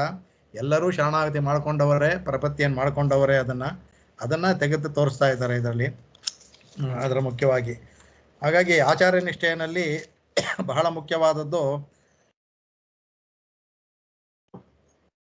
ಇದರಲ್ಲಿ ಆಚಾರ್ಯರು ಹೇಗಿರ್ತಾರೆ ಅಂತಲೂ ಸ್ವಾಮಿ ತೋರಿಸ್ಕೊಬಿಟ್ರು ಅವರು ಅವರು ಸ್ವಕೈಂಕರ್ಯೋಪಕರಣಂ ಇದು ಹೇಳ್ತಾರೆ. ನಾವು ಇದರಲ್ಲೂ ಬರ್ತೇವೆ ಅದಕ್ಕೆ ಮಾಂ ಅಂತರ ಇರ್ತಾರೆ. ಮಾಂ ಮದೀಯಂಚನಿಖಿಲಂ ಚೇತನಾತ್ಮಕಂ ಸ್ವಕೈಂಕರ್ಯೋಪಕರಣಂ ವರದ ಸ್ವೀಕರು ಸ್ವಯಂ ಅಂತ ನ್ಯಾಸ ದಶಕದಲ್ಲಿ ಬರುತ್ತಲ್ಲ. ಹಾಗೆ ಅವರು ಮಾಂ ಮದೀಯಂಚನಿಖಿಲಂ ಆಚಾರ್ಯ ಹೇಳ್ತಾರೆ, ಮಾಂ ಮದೀಯಂಚನಿಖಿಲಂ ನಾನು ನನ್ನವರು ಎಲ್ಲವನ್ನೂ ಸಹ ಚೇತನವಾಗಲಿ ಆಚಾರ್ಯ ಎಲ್ಲವನ್ನೂ ಸಹ ಸ್ವಕೈಂಕರ್ಯೋಪಕರಣ ಎಲ್ಲವೂ ಸಹ ನೀನು ಸ್ವೀಕಾರ ಮಾಡು ಅಂದ್ಬಿಟ್ಟು ಅಂತ ಶರಣಾಗತಿ ಮಾಡ್ಬೇಕಾದ್ರೆ ಎಲ್ಲವನ್ನೂ ಬರೀ ಆತ್ಮವನ್ನು ಮಾತ್ರ ಅಲ್ಲ, ನಮ್ಮ ಸಮಸ್ತವನ್ನು ಭಗವಂತನೇ ಸಮರ್ಪಣೆ ಮಾಡುವ ಭಾವ ನಮಗಿರಬೇಕು. ಅದಕ್ಕೆ ಕಡೆಗೆ ಅದನ್ನ ಹೇಳ್ತಾರೆ. ಯಾತಕಪ್ಪ ಇದು ಹೇಳ್ತಾರೆ ಅಂತನಕ್ಕೆ ಭಗವಂತನ ಒಂದು ಮಾತಿದೆ. ಅದಕ್ಕೆ ಯಾಕೆ ಆಚಾರ್ಯ ನಿಷ್ಠೆಯನ್ನು ಹೆಚ್ಚಾಗಿ ಹೊಗಳ್ತಾ ಇದ್ದಾರೆ. ರಹಸ್ಯ ತರಾಸರು ತುಂಬ ದೀರ್ಘವಾಗಿ ಬರುತ್ತೆ. ಕೆಲವು ನಾನು ನಿಮಗೆ ದೀಪಿಕೆಯಲ್ಲಿ ಹೇಳಿದ್ದೀನಿ, ನಾನು ನಿಮಗೆ ಈಗ ಅದನ್ನು ಹೇಳೋಕ್ಕೋಗಲ್ಲ. ಮಮ ಭಕ್ತ ಭಕ್ತೇಶು ಭಗವಂತನ ಮಾತಿದು. ಮಮ ಭಕ್ತ ಭಕ್ತೇಶು ಪ್ರೀತಿರ ಬೆದಿಕೋ ಭವೇತ್ ಅಂತ. ನನಗೆ ಮಮ ಭಕ್ತ ಭಕ್ತೇಶು ನನ್ನ ಭಕ್ತರಲ್ಲಿ ಪ್ರೀತಿ ಅಭ್ಯದಿಕೋ ಅತ್ಯಂತ ಪ್ರೀತಿ ಭವೇತ್ ಅದು ಅಂದ್ಬಿಟ್ಟು ಅತ್ಯಂತ ಪ್ರೀತಿ ಉಂಟಾಗುತ್ತೆ ನನಗೆ ಅಂತ ಭಗವಂತನೇ ಹೇಳಿರೋದ್ರಿಂದ ಆಚಾರ್ಯರು ನಮ್ಮಲ್ಲಿ ಮಾಡಿಸಿದ್ರೆ ನಿಶ್ಚಯವಾಗಿ ಸಿಗುತ್ತೆ. ಭಗವಂತ ಮಾಡುವಾಗ 99.9 ಅಂತ ಇರ್ಬೋದು, ಅದು ಚಿನ್ನದಲ್ಲಿ ಹೇಳ್ತಾರಲ್ಲ ಹಾಗೆ 99.999 ಅಂತ. ಆದರೆ ಆಚಾರ್ಯ ಮಾಡಿದ್ರೆ 100, ಅದರಲ್ಲಿ ಯಾವ 0.001 ಸಂದೇಹ ಬರೋದಿಲ್ಲ, ಸಿಕ್ಕೇ ಸಿಗುತ್ತೆ. ಯಾಕಂದರೆ ಭಗವಂತನ ಮಾತೇ ಇರೋದ್ರಿಂದ ಮಮ ಭಕ್ತ ಭಕ್ತೇಶು ಪ್ರೀತಿರಭ್ಯಧಿಕೋ ಭವೇತ್ ಅಂತ ಭಗವಂತನೇ ಹೇಳೋದ್ರಿಂದ ನನಗೆ ಅತ್ಯಂತ ಪ್ರೀತಿ ಭಕ್ತರಲ್ಲಿ ಅಂತ. ಅದಕ್ಕೆ 7 ಭಕ್ತರನ್ನ ಹೇಳ್ತಾರೆ, ಭಕ್ತಶ್ಚ ಭಕ್ತ ಅಂತ 7 ಭಕ್ತರು ಹೇಳ್ತಾರೆ. ನಮ್ಮ ಆಳ್ವಾರು 7 ಸಹ ಹೇಳ್ಕೊಂಡು ಬರ್ತಾರೆ ಅದನ್ನು, ಇದೆಲ್ಲರೂ ಸಹ ದಾಸ್ಯತ್ವವನ್ನು ಹೇಳಬೇಕಾದ್ರೆ. ಹಾಗಾಗಿ ಭಗವಂತನಿಗೆ ತನ್ನ ಭಕ್ತರಲ್ಲಿ ಬಹಳ ವಿಶೇಷವಾದ ಪ್ರೀತಿ ಉಂಟು. ಅದರಲ್ಲೂ ಯೋಗ್ಯತೆ ಉಳ್ಳ ಭಕ್ತರು ಅದನ್ನು ಹೇಳ್ತಾರೆ. ಎಂತ ಅದಕ್ಕೆ ಹೇಳ್ತಾರೆ ಅವರು, ತ್ವತ್ಕೈಂಕರ್ಯ ಪ್ರವಣ ಮನಸಃ, ಯಾರು ಭಗವಂತನ ಕೈಂಕರ್ಯದಲ್ಲೇ ಮನಸ್ಸುಳ್ಳವರಾಗಿದ್ದಾರೋ, ದೇವತಾಂತರ ವಿಷಯವನ್ನು ಚಿಂತೆಯಲ್ಲೂ ತಗೊಳ್ಳೋದಿಲ್ವೋ, ಮತ್ತು ಉಪಾಯ ಸಾಧನ, ಇದರಲ್ಲಿ ಸಾಧನ ವಿಹತ ಅನ್ನುವಾಗ ಭಗವಂತನಲ್ಲಿ ಶರಣಾಗತಿ ಮಾಡಿದ ಮೇಲೆ ಬೇರೆ ಸಾಧನಕ್ಕೆ ಹೋಗೋದಿಲ್ಲ ಅವರು. ಇನ್ನೊಂದು ಇದು ಮಾಡ್ತಾನೆ, ಅದಕ್ಕೆ ಉಪಾಯ ಮಾಡ್ತೀನಿ ಅಂತ ಒಂದ್ಸಲ ಮಾಡಿದ್ಮೇಲೆ ಹೋಯ್ತು. ಅದಕ್ಕೆ ಹೇಳ್ತಾರೆ ಸಾಧನತ್ವಂ ವಿಜಹತ ಅಂತಾರೆ. ಒಂದು ಸಲ ಮಾಡಿದ್ಮೇಲೆ ಬೇರೆ ಸಾಧನ ಉಪಾಯಗಳನ್ನು ವಿಜಹತ ಬಿಟ್ಟವರಾಗಿದ್ದಾರೆ ಅವರು. ಅದರಿಂದ ಯಾವ ಥರ ಹೇಳ್ತಾರೆ, ಮುಕ್ತವತ್ ಅಂತ ಹೇಳ್ತಾರೆ. ಕೈಂಕರ್ಯ ಪರತೆ ಮುಕ್ತರು ಹೇಗೆ ಭಗವಂತನನ್ನೇ ನಮ ಇತ್ಯೇವ ವಾದಿನಃ ಅಂತ ಅಂತಾರೆ ಹೇಳ್ತಾರೆ. ಯಾವಾಗಲೂ ಅಷ್ಟೇ ಅಂತೆಗೆ ಬದ್ಧಾಂಜಲಿ ಪುಟಃ ನಮ ಇತ್ಯೇವ ವಾದಿನ. ಅಲ್ಲಿ ಹೋಗಿ ಏನು ಅಂತ ಎಲ್ಲರೂ ಬದ್ಧಾಂಜಲಿ ಪುಟರಾಗಿ ಮಹಾಭಾರತದಲ್ಲಿ ಬರುತ್ತೆ. ನಮ ಇತ್ಯೇವ ನಮಃ ನಮಃ ನಮಃ, ಬೇರೆ ಏನು ಬರಲ್ಲ. ಭಗವಂತನಿಗೆ ನಮಃ ನಮಃ ಇತ್ಯೇವ ವಾದಿನಃ. ಇವರು ಸ್ವಾಮಗಾಯವನ್ನು ಹೇಳ್ತಾ ಇರ್ತಾರೆ, ಅವರು ಇದರಲ್ಲೇ ಹೇಳ್ತಾ ಇರ್ತಾರೆ. ಹಾಗಾಗಿ ಇವರು ಆಮೇಲೆ ತ್ವಚ್ಛತ್ವ ಸ್ವರಸಿಕಾ, ನಿನ್ನ ಶೇಷತ್ವವನ್ನೇ ಆನಂದವಾಗಿ ರಸವನ್ನೇ ಕುಡಿಯಲು ಆಸಕ್ತಿ ಉಳ್ಳವರು. ದಾಸ್ಯತ್ವದ ರಸತ್ವವನ್ನೇ ಕುಡಿಯೋದು ಆಸಕ್ತಿ ಉಳ್ಳವರು ಅವರು. ಅಂಥವರು ಅಂತಹ ಸೂರ್ಯ ಅಂತಂದರೆ ಅಂತಹ ವಿದ್ವನ್ಮಣಿಗಳು ಆಗಲಿ, ಅಂತಹ ಭಾಗವತೋತ್ತಮರಾಗಲಿ ನನ್ನಲ್ಲಿ ಮೇಸ್ವದಂತ, ನನ್ನಲ್ಲಿ ಯಾವಾಗಲೂ ಸಹ ನನ್ನ ವಿಷಯದಲ್ಲಿ ಅವರು ಸಂತೋಷವಾಗಿರಲಿ, ಅಂದರೆ ಆಪ್ಯಾಯಮಾನವಿರಲಿ, ನನ್ನ ಮೇಲೆ ಕೋಪ ಮಾಡದೇ ಇರಲಿ ಅಂದ್ಬಿಟ್ಟು ಅಂತ. ಹಾಗಾಗಿ ಇಲ್ಲಿ ಆಚಾರ್ಯ ಲಕ್ಷಣವನ್ನು ಹೇಳಿದ್ರು. ಎಂಥ ಆಚಾರದಲ್ಲಿ ಶರಣಾಗತಿ ಮಾಡ್ಕೋಬೇಕು ಅಂತಲೂ ಹೇಳಿದರು. ಸುಮ್ಮನೆ ಎಲ್ಲೆಲ್ಲೋ ಶರಣಾಗತಿ ಮಾಡಬೇಕಾದ್ರೆ ಕೆಲವು ನಿಯಮಗಳಿರುತ್ತೆ, ಆ ನಿಯಮಗಳನ್ನು ಪಾಲಿಸಿರಬೇಕು ಅವರು. ಅದಕ್ಕೆ ಸಾಧಾರಣವಾಗಿ ಇವಾಗ ನಾವು ಯತಿಗಳ ಹತ್ರ ಹೋಗ್ತೀವಿ, ಯಾಕೆಂದರೆ ಯತಿಗಳೆಲ್ಲ ಇದು ಮಾಡ್ತಾರೆ ಅಂದ್ಬಿಟ್ಟು ಅಂತ. ಆದರೆ ಏನೇ ಆದರೂ ಒಂದು ಸಲ ಆಚಾರ್ಯರ ಮೂಲಕ ಹೋದರೆ ಅಲ್ಲಿ ಯಾವ ದೋಷ ಇದ್ದರೂ ಸಹ ಅದು ಸರಿಯಾಗ್ಬಿಡುತ್ತೆ. ಅದು ಯಾಕೆಂದರೆ ಭಗವಂತ ಸ್ವೀಕಾರ ಮಾಡಿಬಿಡ್ತಾನೆ. ಆಚಾರ್ಯರಿಗೆ ಅದು ಕೊಟ್ಟಿರೋದ್ರಿಂದ ಆಚಾರ್ಯ ಮೂಲಕ ಹೋದ ಅಂದರೆ ನಮ್ಮಲ್ಲಿರುವ ದೋಷಗಳ ಎಲ್ಲ ದೋಷಗಳು ಸರಿ ಹೋಗುತ್ತೆ. ಕೆಲವು ನಿಯಮಗಳು ಈ ಥರ ಅವರು ದೇವತಾಂತರ ಮಾಡ್ತಿರೋ ಹತ್ರ ಹೋಗಿ ನಾನು ಶರಣಾಗತಿ ಮಾಡ್ಕೊಳ್ತೀನಿ ಅಂದರೆ ಅವ್ರಿಗೆ ಶರಣಾಗತಿ ಸಿದ್ಧಿಸೋದಿಲ್ಲ, ನಿಮಗೆ ಹೇಗೆ ಶರಣಾಗತಿ ಮಾಡ್ತಾರೆ? ಹಾಗಾಗಿ ಎಲ್ಲ ಬರೀ ಭೋಗದಲ್ಲೇ ಮಾಡ್ತಾರೆ ಅಂತ ಅದರಲ್ಲಿ ಸ್ವಲ್ಪವಾದರೂ ಇರಬೇಕು. ಸಂಪೂರ್ಣವಾಗಿ ತ್ಯಾಗವನ್ನು ಮಾಡೋದು ಸಾಧ್ಯವಿಲ್ಲ, ಒಪ್ಕೊಳ್ತೀನಿ. ಆದರೂ ಸಹ ಆ ಭಗವಂತನಲ್ಲಿ ಶರಣಾಗತಿ ಮಾಡಬೇಕಾದ್ರೆ ಆಚಾರ್ಯರಿಗೆ ಕೆಲವು ನಾವು ಇದರಲ್ಲಿ ಎಂತಹ ಆಚಾರ್ಯ ನೋಡಿದ್ವಿ, ನ್ಯಾಸವಂಶತೆಯಲ್ಲಿ ಹೇಳಿದಾರಲ್ಲ, ಆ ಥರ ಸ್ವಲ್ಪ ಇರಬೇಕು. ಅವರು ತಮ್ಮ ನಿಯಮ ನಿಷ್ಠವನ್ನು ಪಾಲನೆ ಮಾಡಬೇಕು. ಪ್ರಾತಿಕೂಲ ಸಂಗೀತ ಇರಬಾರ್ದವರಿಗೆ, ಅನುಕೂಲ ಸಂಕಲ್ಪ ಇರಬೇಕು, ಪ್ರಾತಿಕೂಲ ವರ್ಜನವಿರಬೇಕು. ಈ ಥರ ನಡೆದಿರೋರು, ನಿತ್ಯ ನೈಮಿಕ ಕರ್ಮಗಳೆಲ್ಲ ಮಾಡ್ಕೊಂಡಿರೋರು, ಭಗವಂತ ದೇಶದ ಧ್ಯಾನದಲ್ಲೇ ಇರುವಂಥವರು, ಅದ್ವೇಷಗಳಾದವರು, ಅನಸೂಯಗಳಾದವ್ರ ಹತ್ರ ಶರಣಾಗತಿ ಮಾಡೋದು ಶ್ರೇಷ್ಠ ಅಂದ್ಬಿಟ್ಟು ಇದನ್ನು ತೋರಿಸ್ಕೊಟ್ಟಿದ್ದಾರೆ. ಆದರೆ ಇದು ಅತ್ಯಂತ ಮೇಲ್ಮಟ್ಟದ ಇದು. ಯಾರಾದರೂ ಒಬ್ಬ ಆಚಾರ್ಯ ಇರುವಂಥ ಒಂದು ಸ್ಥಾನದಲ್ಲಿದ್ದ ಅಂದರೆ ಅವರಲ್ಲಿ ಹೋಗಿ ಶರಣಾಗತಿ ಮಾಡಿದ್ರೆ ಫಲಿಸುತ್ತೆ, ಯಾವ ಸಂದೇಹವೂ ಇಲ್ಲ. ಭಗವಂತ ಅದನ್ನು ಏನಿದು ತಗೊಳ್ತಾನೆ. ಇದು ಅತಿಯಾದ ಒಂದು ಮಾಡಲ್ಗೋಸ್ಕರ ಸ್ವಾಮಿ ಈ ಶ್ಲೋಕವನ್ನು ಹಾಕಿದ್ದಾರೆ. ಅದಕ್ಕೆ ಅವರಿಗೆ ಅನುಭವ ಪರಿವಾಹ ಅಂತಾರೆ.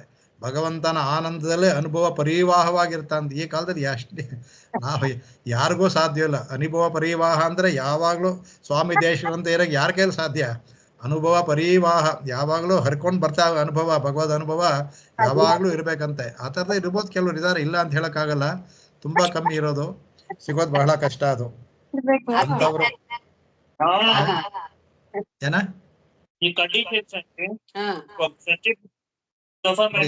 ಯಾರೋ ಮ್ಯೂಟ್ ನೋಡಿ, ನಾನೇನೋ ಕೇಳ್ತಾರೆ ಅಂದ್ಕೊಂಡೆ, ಮ್ಯೂಟ್ ಮಾಡಿ. ಹಾಗಾಗಿ 11ನೇ ಶ್ಲೋಕದಲ್ಲಿ ಇದಾಯಿತು. ಇನ್ನು 12ನೇ ಶ್ಲೋಕದಲ್ಲಿ ತಗೊಳ್ಳೋಣ, ನೋಡೋಣ. ಮೇಲಿನ ಅರ್ಥ ಹೇಳ್ಕೊಂಡ. ಇವತ್ತು 12 ಮುಗಿಯೋದಿಲ್ಲ ಅನ್ಸುತ್ತೆ.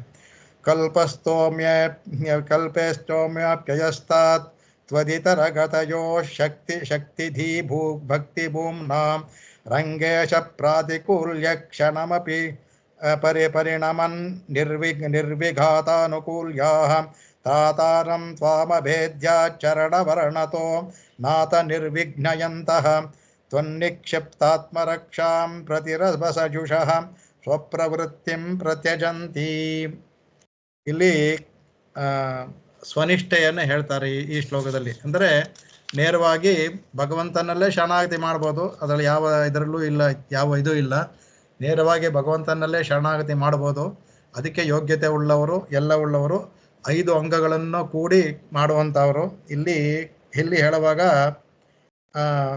ಅದನ್ನು ಹೇಳ್ತಾರೆ. ಅದಕ್ಕೆ ಅಂತಂದರೆ ಸ್ವನಿಷ್ಠಾಧಿಕಾರಿ ಆದವನು ಮಾಡಬೇಕಾದಂದ್ರೆ ಅವನಿಗೆ ಮಾಡಿದ್ದಾರೆ. ಆನುಕೂಲ್ಯಶ್ಚ ಸಂಕಲ್ಪ ಪ್ರಾತಿಕೂಲ್ಯಶ್ಚ ವರ್ಜನಂ ರಕ್ಷಸ್ಯ ಶೀತಿ ವಿಶ್ವಾಸ ಗೋಪ್ತತ್ವ ವರ್ಣಂತತ ಆತ್ಮನಿಕ್ಷೇಪಕಾತ್ಮಣ್ಯೋ ಷಡ್ವಿಧ ಶರಣಾಗತಿ ಅಂತ ಹೇಳಿರೋ ಥರ ದೀಪಿಕೆಯಲ್ಲಿ ವಿಷಯವಾಗಿ ತಿಳ್ಕೊಂಡಿದ್ವಿ.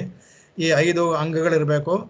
ಆತ್ಮನಿಕ್ಷೇಪ ಅಂಗಿ, ಈ 5 ಅಂಗಗಳದ್ದು ಆನುಕೂಲ ಸಂಕಲ್ಪ, ಪ್ರಾತಿಕೂಲ್ಯ ವರ್ಜನ, ಆಮೇಲೆ ಗೋಪ್ತತ್ವ ವರ್ಣ, ಮಹಾವಿಶ್ವಾಸ.